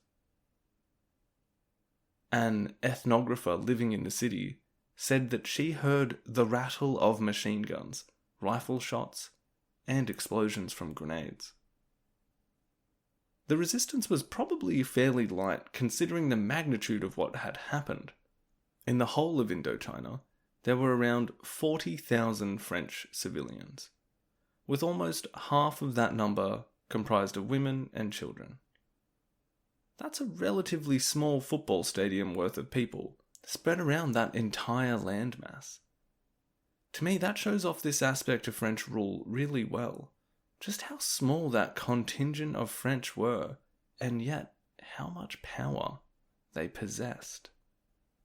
In Cambodia, the day after the coup de force, a royal proclamation announced the Japanese action. 2 days after that, Norodom Sihanouk, the 22-year-old king now, proclaimed the French protectorate had ended. Okay, so this is that game of political musical chairs that I was talking about earlier. Right here. Although the music had changed its tone a little over the last few years, grown a little discordant, here and now, the music abruptly stopped. And a quick look across the room, you're going to see the Japanese Imperial Army have almost come out of nowhere and quietly, quickly, clicked that stop button down on the stereo. The French, still in Indochina, they don't get to pick a chair. They are put in the timeout zone for a few months. And the Cambodians, not really prepared to sit down on their own chair, well, they have an arm placed on their shoulder by the Japanese, and they are directed to the seat of independence. In the course of an evening, we will see how this game of musical chairs looks in Vietnam at the end of this episode. But for Cambodia, we can get into that because this is wild stuff. King Sihanouk's Declaration of Independence, which was in response to a formal request to do so by the Japanese, well, that invalidates Franco-Cambodian agreements. For example, they immediately null and void those attempts to Romanize the Khmer script, and they do away with the changes the French were trying to make to the Buddhist calendar. And along these lines as well, the actual name of the country has changed from the French pronunciation, Cambodge, to Kampuchea, the Khmer pronunciation of the word. The decree also pledges cooperation with the Japanese going forward. So it's independence with a catch. Kind of like how Cambodia became independent from Siam and Vietnam in the 1860s, but independent in the sense that they were now part of the French Empire. Now Cambodia was independent, but the Japanese were stationed there in force. A national cabinet is formed, and the mostly inexperienced Cambodians, now feeling their way into a kind of independence they had not experienced, they begin their work. But if we just take a moment to check the time here, have a look at the calendar. So it's March 9th, the coup de force. Independence declared a couple days later. So we've got, 6 months until Japan will formally bow out, with 2 cities in this empire of the rising sun being exposed to a kind of horrifying display of atomic power. So 6 months until Japan is gone, and the French will begin moves to meekly return to claim their precious Indo-Chinese possession like nothing had changed. This will be a time for Cambodian, patriotic, and nationalistic ideas to be fully supported out in the open, and perhaps the time when the roots of Cambodia's communist movement will properly begin to develop. Ieng Seri, who at the time of this Japanese coup had begun attending his later secondary education in Phnom Penh at that prestigious Lycée Sisawat, well, he expressed what perhaps thousands of Cambodians may have been feeling as the French protectorate collapsed. Quote, "For the first time, I saw a Frenchman tied and bound. I couldn't believe my eyes. Those people were untouchable. They were so high up, they were like gods. And this man had his arms tied behind him. It was behind the palace that I watched as he was dragged off. I was horrified and fascinated. It made a very deep impression on me." End quote. David Chandler, in The Tragedy of Cambodian History, writes, quote, "This action by the Japanese removed European observers from the Cambodian scene for the first time since the 1860s. Their unexpected departure probably convinced many Cambodians that something dramatic and open-ended was going on. Students in the capital, infected with what the French later called the virus of independence, included many future Cambodian radicals. The last 9 months of 1945 were a psychological boundary between two political generations." End quote. 6 weeks after the Declaration of Independence, Son Ngoc Thanh returns to Cambodia from Japan. He is made foreign minister by Sihanouk and eventually premier. Pak Cho-eun, the other editor of Nagaravata, is released from prison and returns as well. But Hem Chiu, the monk whose arrest sparked the Umbrella Revolt, had actually died during his incarceration just 1 year after it began in 1943. This martyr of Cambodian nationalism would be celebrated as such in a rally at Wat Unalom, a ceremony that would commemorate the 3-year anniversary of the 1942 anti-French demonstration, as well as other symbols of what was now being included in the legacy of Cambodian nationalism. The revolt in the 1880s, the 1916 affair, the assassination of President Bardes, and this is interesting, because the person making this speech and listing these events naturally doesn't mention that the Cambodian monarchy, had not quite been on the side of, the Cambodians on most of these occasions. Sihanouk too was aware of this, and it's clear from some of his speeches during this time that he was looking to place the monarchy back on the side of Cambodians. For instance, he claimed that French officials, once they had claimed full control of Cambodia in the 1880s, had deceptively altered the chronicles of the last 20 or so years to make it seem as though the monarchy had requested the French to give them assistance. We also see clear demonstrations of ideas about what Cambodian nationalism was going to look like for many successive governments. These ideas about Cambodians needing to awaken, that the glories of the 13th century and at Angkor were the true nature of the Khmer, and problems from the outside had caused their race to be in this less than ideal position for centuries. Someone other than the Khmer themselves kept stopping Cambodia from becoming another Angkor. Despite these kinds of proclamations, both in support of the Japanese as well as in support of Cambodian nationalism, the young king will be further ostracized from what some will start considering to be the real nationalist movement over the next few months. Son Ngoc Thanh was really the only person on this cabinet who was bringing any kind of nationalist credentials.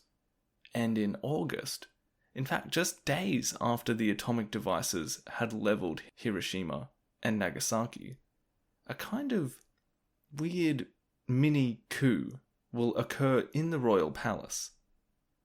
A few young members of the Cambodian militia that was being trained up by the Japanese and had been apparently dissatisfied by this new government, who they saw as just a group of old conservatives who had actually been pretty content working under the French, and now were just doing the same thing. Well, this, group of youths storm into the palace demanding a genuine nationalist government and a greater role for their hero, Son Ngoc Thanh. Now, from what I've read, historians seem to point to a lack of sources on this matter, particularly the role of the Japanese and how much they had been positioning Thanh in this way. But also who was truly behind the plot, what it hoped to achieve, whether this was Than's plan or maybe Pak Cho-eun, it's hard to say. But the results are fairly clear, and Sihanouk will name Son Ngoc Thanh Prime Minister just 5 days later. What's interesting here is how there is a very open and visible difference between two camps that are going to become increasingly relevant in Cambodian politics in the post-war era. The king is supposed to be semi-divine, right? So naturally, he should be the leader. But now we have this other cohort of people that think a greater role for people that might just be mere mortals. They think that should be an important part of the political system, rather than just some absolutist monarchical system that it had traditionally been. So I know lots and lots of things happen over these few years, but this is just another one of those developments. And it's also, there's this smaller, more personal aspect to it. And whether or not Thanh was directly behind the plot that saw him become Prime Minister, well, this is going to start a very nasty relationship between Sihanouk and the so-called founder of Cambodian nationalism in the decades that follow. Yeah, so that's, August 1945. It's a lot.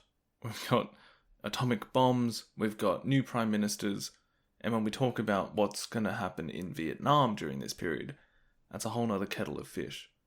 But if we just focus on Cambodia and this new government that Thanh is now presiding over, I think we can get a little bit of an insight into just how ready this government may have been when we look at the speech that he makes to his new cabinet outlining his policy objectives now that he's Prime Minister. Bearing in mind that this speech is made on the 15th of August, the same day that Emperor Hirohito announces Japan's surrender, something that will be formally signed about 2 weeks later. But Thanh, he still makes the support of the Japanese Empire a massive part of his policy. Chandler makes an interesting point on this, saying that perhaps the new Prime Minister did know what was going on, but was just kind of going through the motions, like he was aware that Charles de Gaulle was intending to reclaim Indochina, of Japan's impending loss, and that his new government only had months before it too would be dissolved. In late August, an Allied plane will circle over Kampong Speu, just west of Phnom Penh, dropping leaflets proclaiming the imminent return of the French. A week later, 8 French officers will parachute into Cambodia, 2 of them brought straight to Phnom Penh. The writing is on the wall for Than's independent Cambodia, but he tries to buy himself some legitimacy by announcing a referendum.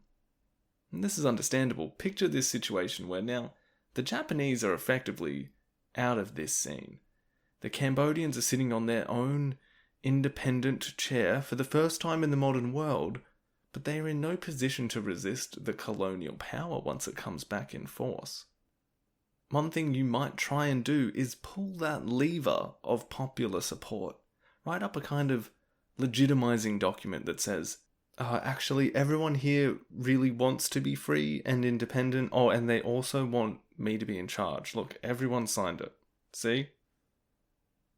In fact, the wording of this referendum kind of goes along those lines, asking the people if they wanted to be as free as they were under Jayavarman with the temples of Angkor Wat. This nationwide survey, which apparently got more than 500,000 results in support of Than's government, well, it's basically a farce. It was circulated around a few government departments and made to look, really balanced and transparent, by including the report that 2 of the ballots were found to have been made invalid. So, pretty even handling there. Maybe this was an attempt to scare the French off. We will see the kind of resistance that the French return is going to face in Vietnam. But in Cambodia, even members of Than's cabinet were worried about the potential prospect of some kind of concerted national resistance to the French. One of these ministers, Kim Tit, actively seeks the French presence to come back and quell what he saw as a kind of crisis scenario. with the attempted coup against the royal family and Tan's government potentially trying to now ally itself with the Vietnamese anti-colonial resistance. By September, British forces had arrived in Saigon and begun disarming the Japanese and freeing the French prisoners of war.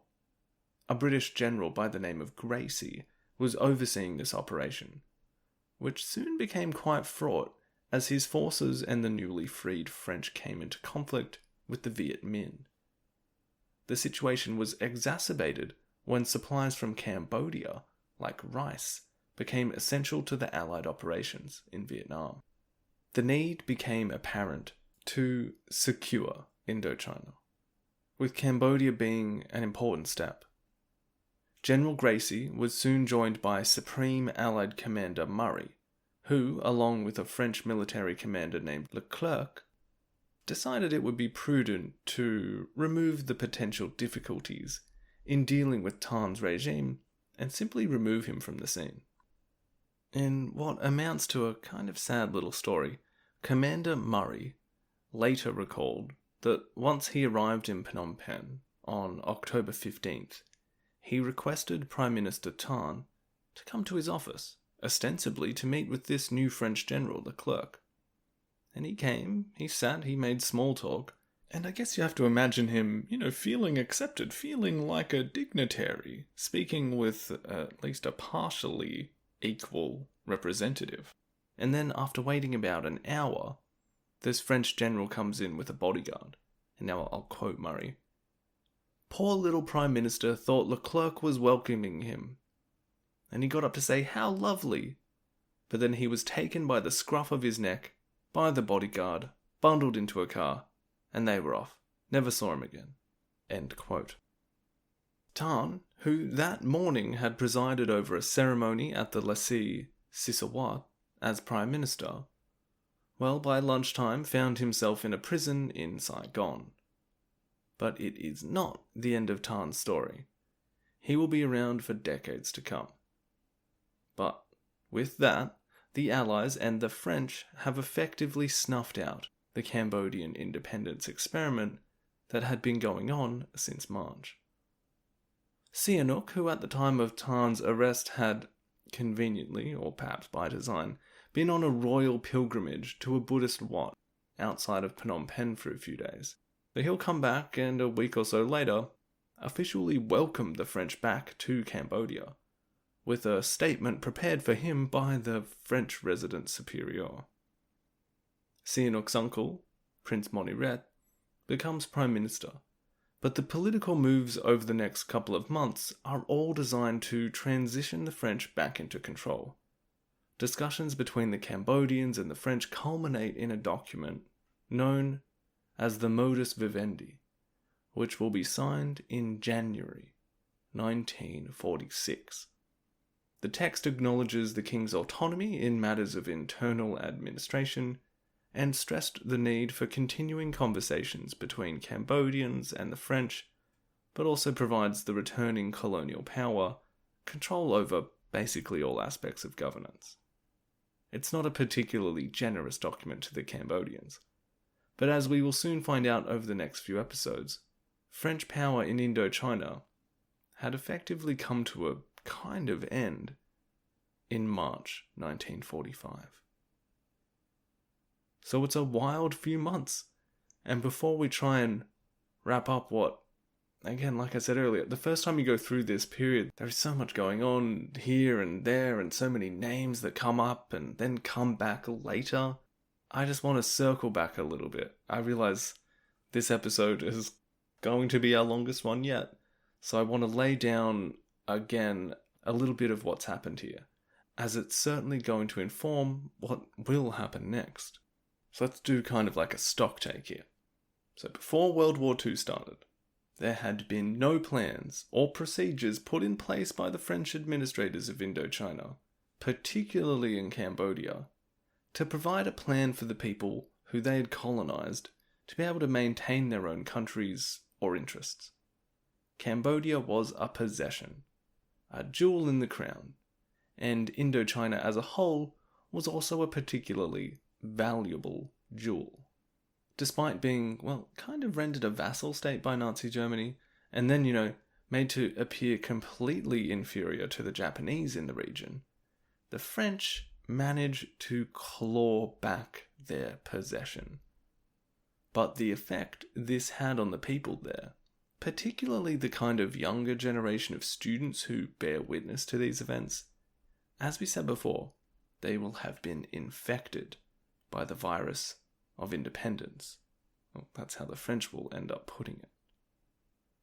We see how the political energy of nationalism finds a new audience in Cambodia, but that the timing of these events will also bring so many Cambodians into contact with their neighbours in Vietnam. The events of the Second World War will broaden the scope of Cambodian and Vietnamese relations, leading to many actively joining a kind of joint effort to remove the French presence from Indochina. And as we've seen, the most credible and advanced effort to effect this change is the Indochinese Communist Party. They're the frontrunner. In this game of musical chairs, they've claimed a chair and they're sat in it, and it's going to be very hard to get them to get up. This will be a massive theme going forward. This split between those Khmer who see the future of Cambodia inexorably linked with Vietnam, or those that believe the Khmer and their ancestry and their glorious achievements of the past mean that there must be an independence from Vietnam in any effort to make Cambodia great again. And perhaps this mixing of energies between communism, nationalism, patriotism, well, this is going to have extreme consequences. At this point in our story, Cambodian nationalism has fully emerged. Major characters like Sihanouk, Son Ngoc Thanh, as well as the younger cohort of Khmer students that will eventually lead democratic Kampuchea, well, they are all about to start actively participating. Khmer communism, as it is in its early stages under the complete tutelage of the Vietnamese, is now ready to grow, and the historical hurricane will begin forming very quickly. Cambodians will start playing a bigger role in that coming storm, but the cold, dry foreign winds will not cease either. French attempts to recolonize Indochina will not end well. And the role that the Cold War, which could be said to also officially begin at the end of the Second World War, will now start to directly influence proceedings. We started this episode in the status quo, and end it with what the French would have hoped would become the status quo once again. But it will not work out like that. The cat is out of the bag. And while Indochina may have escaped much of the horror that was on display in the Second World War, it will soon become the stage for much of the world's misery. Now, at the end of this episode, I'm going to have a kind of epilogue, back in Vietnam, as Ho Chi Minh, as he is now calling himself, will declare an independent Vietnam. It's going to be maybe a recurring segment on the podcast, and because this series is primarily aimed at explaining the Khmer Rouge and Cambodian history, while also having to spend a necessary amount of time on topics that do fall outside of that direct focus, but are nonetheless essential in understanding the Khmer Rouge Revolution, I'm going to start using that space to talk about these extended topics. And one of these massive topics that is naturally right on the doorstep now is the First and Second Indochinese Wars, the struggle against French colonialism, and then the US war with Vietnam.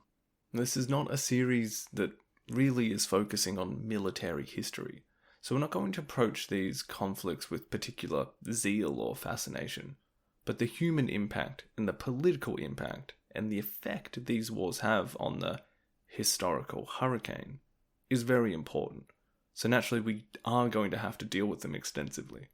But most histories that you'll see of the Vietnam War will naturally focus on that, and Cambodia will be very much a sideshow, to use a phrase that is now associated with the war in Cambodia. But maybe I'll try and flip that, and Cambodia will be our focus, with the Vietnam War and the First Indochina War as well kind of being the side focus, while we primarily look at, say, the life of Salazar or Cambodian politics and how that leads into trouble with the growing conflict in Vietnam. So with all of that in mind, I'd like to spend the epilogue of this episode, our first epilogue, and try and dig slightly into the rise to power of the Indochinese Communist Party in Vietnam, and how this transforms into the Viet Minh, and the genesis of the First Indochina War. We've just looked at how those 5 years during the Second World War looked in Cambodia, and how these tumultuous events led to big changes. Well, the same goes for Vietnam, but in a different way. I'm going to start the story from the time that the Japanese staged the Indo-Chinese-wide coup de force against the French on the 9th of March, 1945. Now, what this also gives you an opportunity to do, if you are already familiar with the Vietnam War and the Vietnamese side of this equation, then feel free to skip this section.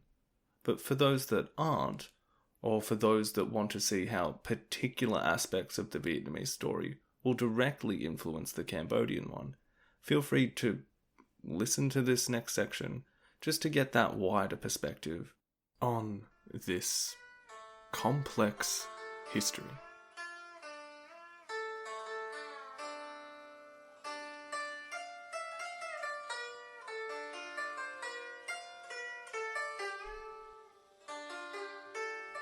In 1945 was a kind of dividing line in world history, and in the history of Indochina.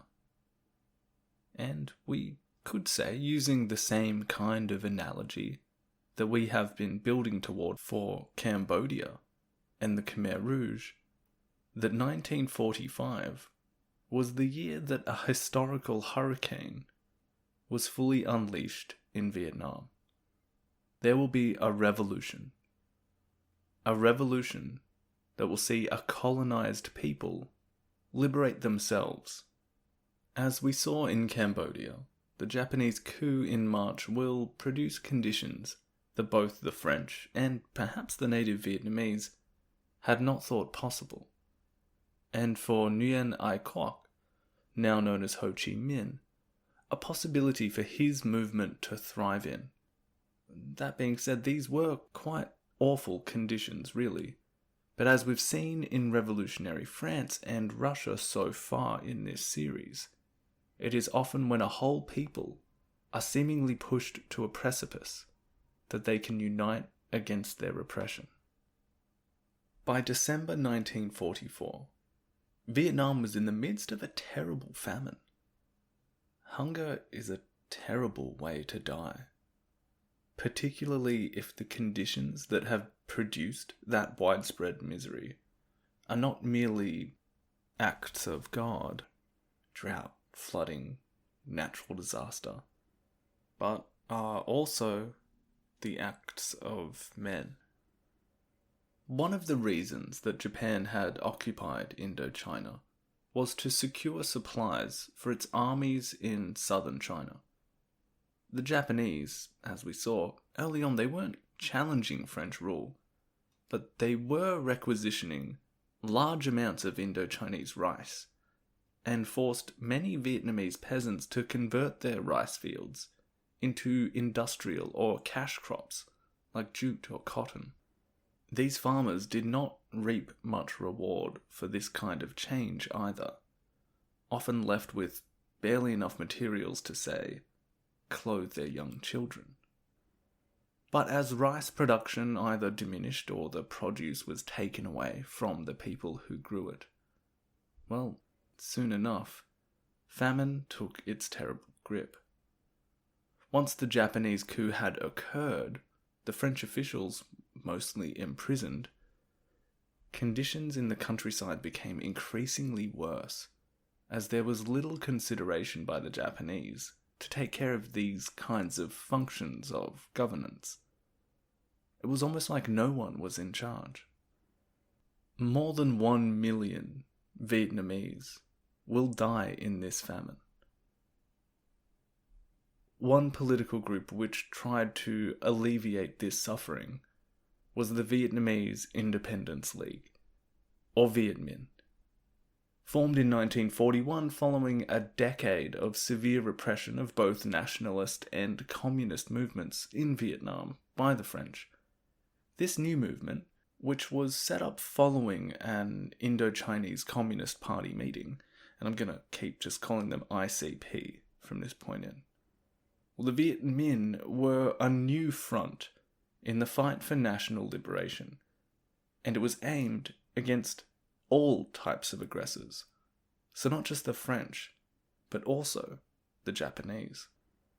In the years leading up to the Second World War, before the colonial authorities had completely banned communist activities out in the open, the ICP had begun enmeshing itself within the peasant class of Vietnam, even studying the socio-economic relations of these predominantly rural peoples.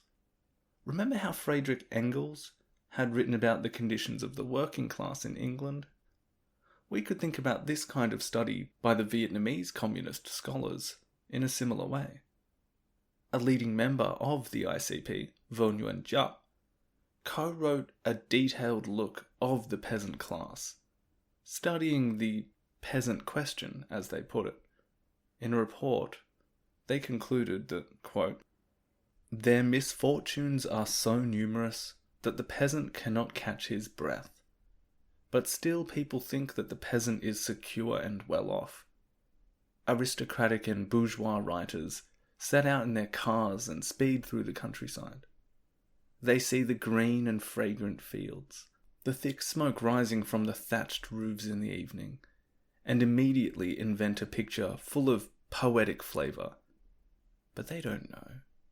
They don't know that at times the peasants can eat only one meal every 2 days, and that they must work at night by the light of the moon or in the dark. The children have bloated bellies, and their skin is as pale as wilted leaves." End quote. The report was finished in 1937, and in it, the authors draw lessons from their study that relate to this peasant class being a mostly oppressed and exploited majority, and that therefore this class has a hidden force worthy of attention and respect.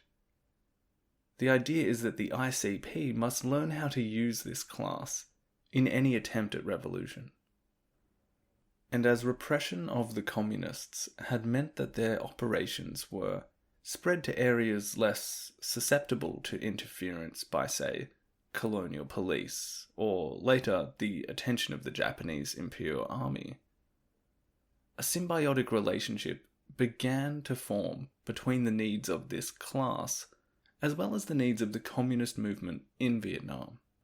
By the latter stages of the Second World War, the Viet Minh had become the only political party operating in all three parts of French Vietnam, and had bested all of the other serious contenders to lead a kind of national liberation movement. Due to their own clever politics, the state that these other movements were left in after the brutal repression by the French, as well as the kinds of Leninist operations that are conducive to a movement staying hidden and secretive. The kind of party organization that we touched upon in our discussion of the Soviet Revolution. Eventually, one of the authors of the study of the peasant question, Giap, he will become leader of the military arm of the Viet Minh, who were at the end of 1944 an almost minuscule fighting force.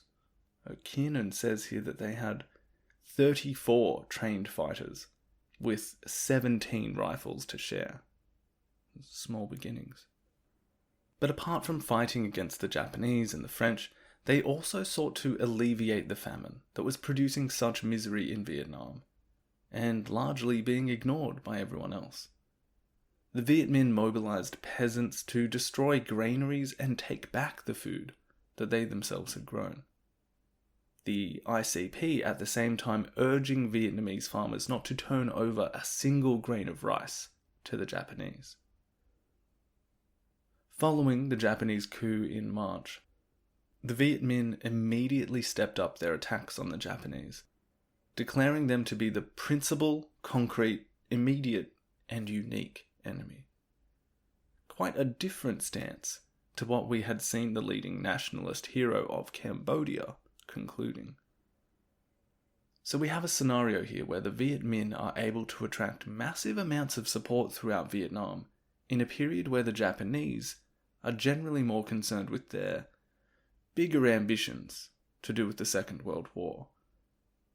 Ambitions which meant that Allied forces, such as the Chinese and the United States, well, they would be looking for support in combating these. This placed the Viet Minh, despite its communist core, as a valuable asset in the wider conflict. In November 1944, Viet Minh fighters actually rescued a US pilot who had crashed near the Chinese border. Ho Chi Minh personally escorted this Lieutenant Rudolph Shaw back to a US Army base in China. There he met American officials and OSS personnel. That's the precursor to the CIA. Ho Chi Minh would return in May 1945 with a team of 40 OSS advisors and military instructors, dispatched to help potential US airmen who might crash in the future, but also with stepping up their attacks on the Japanese. By July 1945, the Viet Minh was exploding as a political force, with membership somewhere around 150,000 in Tonkin, 20,000 in Annam, and 10,000 in Cochin, China, which actually nicely shows the kind of distribution their power had throughout each part of the country. Much more stable and powerful in the north, less so in the south, where the political situation was a bit more complex, with a few other groups, including religious nationalist movements, also maintaining a bit more power. Which is a point we should plant a bit of a flag in, because as you are probably aware, we are going to eventually see Vietnam split up between North and South, and parts of that process, well, it's actually super complex if you go into the deeper history of it all, but parts of that North-South dynamic will come about as a result of the power distribution of the Viet Minh, but we'll come back to that in the next episode. Anyway, by July, as we've seen, the Japanese are still controlling Indochina, the French still imprisoned in the prisons they'd built, but the Viet Minh, if we use that musical chairs idea again, well, they are waiting for the music to stop. And they've got like 4 or 5 chairs that they are ready to pounce on if the timing is right.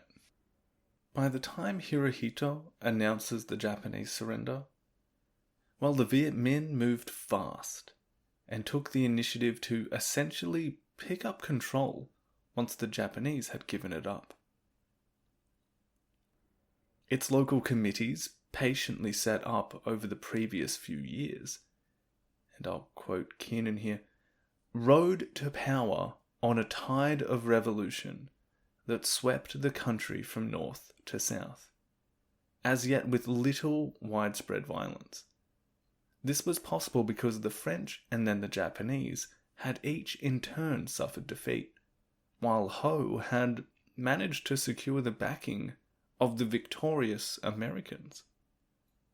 But the communists and their Viet Minh movement would never have been able to fill the power vacuum if the population had not seen them as the leading champions of Vietnamese independence against both the French and Japanese. and no other Vietnamese group was seriously attempting to tackle the famine." End quote. On the 19th of August, they take power in Hanoi, as the Japanese troops stand by and watch. On the 24th, they do the same in Saigon.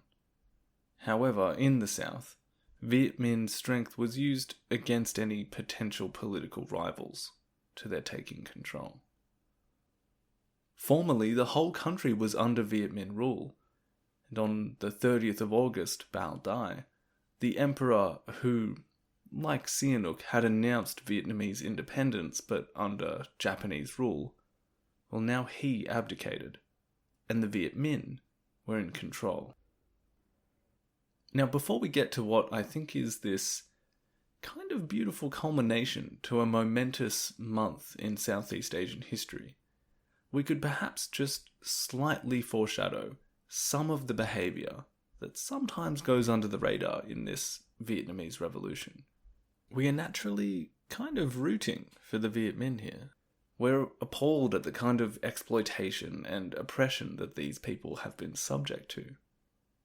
But it is still a political movement, and a predominantly Leninist one at the core, which perhaps explains some of the echoes we might identify in the targeting of enemies of the revolution in its wake.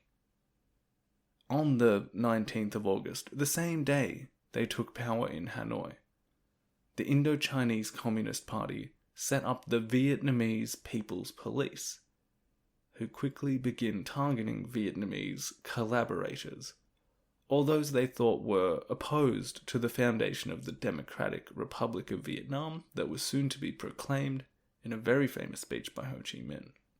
There were killings of rival political groups too, and targeted assassinations of royalists, among others.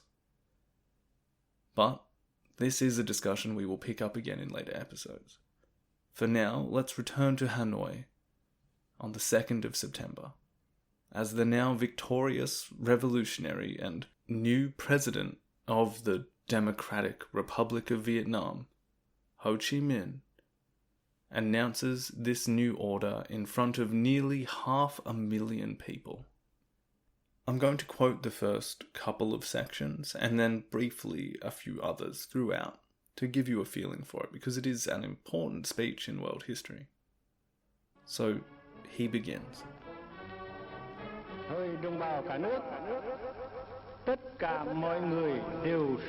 My countrymen, all men are created equal. They are endowed by their Creator with certain inalienable rights.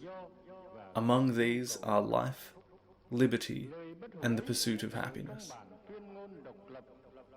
This immortal statement was made in the Declaration of Independence of the United States of America in 1776. In a broader sense, this means all the nations on the earth are equal from birth. All the nations have the right to live, to be happy, and free. The Declaration of the French Revolution, made in 1791, on the rights of man and the citizen, also states, all men are born free and with equal rights, and must always remain free and having equal rights. Those are undeniable truths.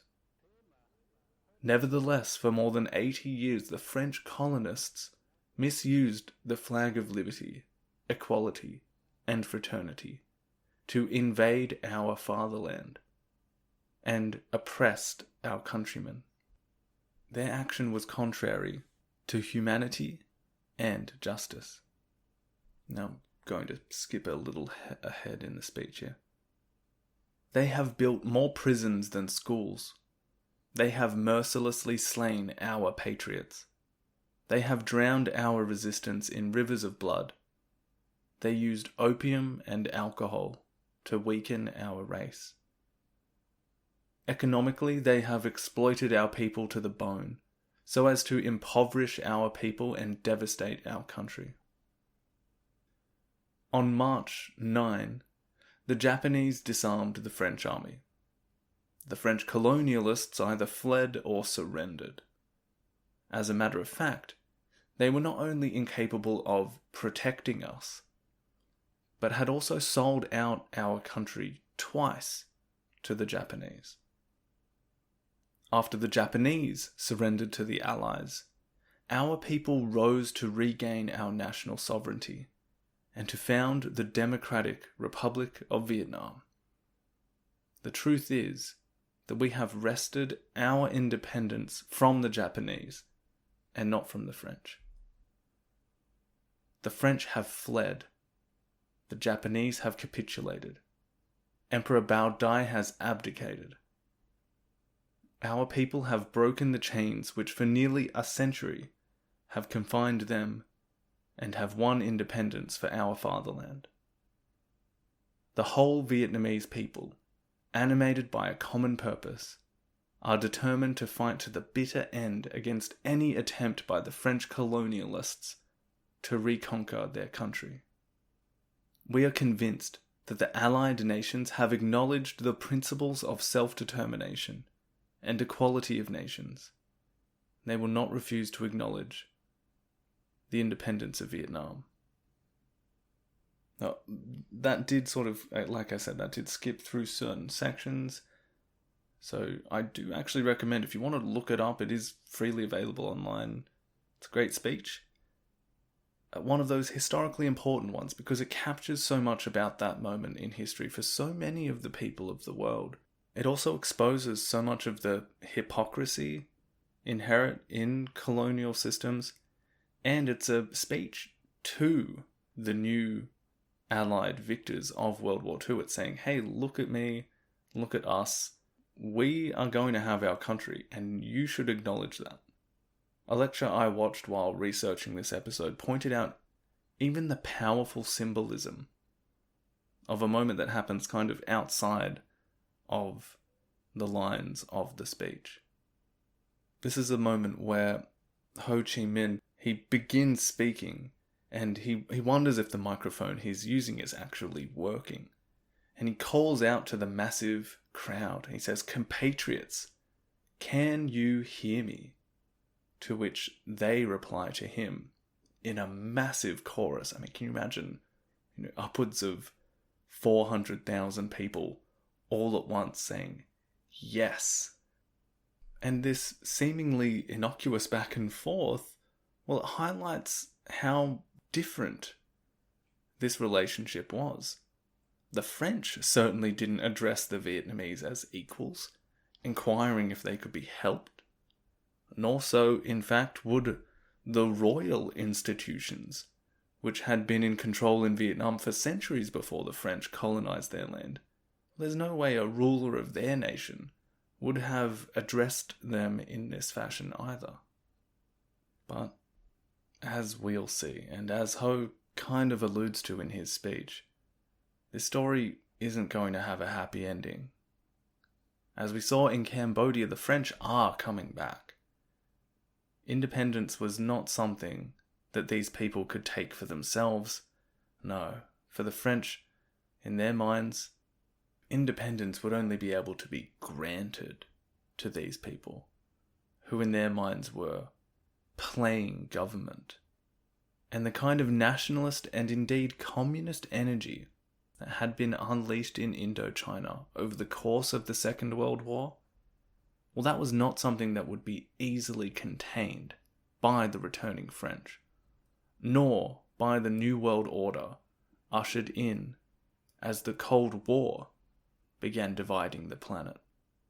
The hurricane in Vietnam, and soon in Cambodia, would begin its devastating journey.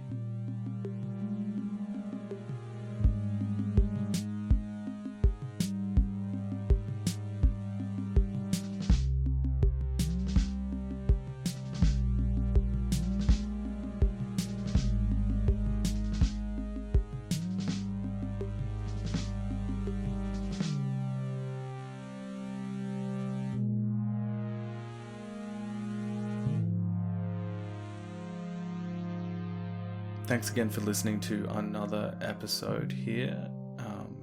At the end, if you are still listening, I do just want to actually thank all of the Patreon supporters of the show now. Brian, Cassie, Chris, Eli, Molly, Rob, Sam, and Tina.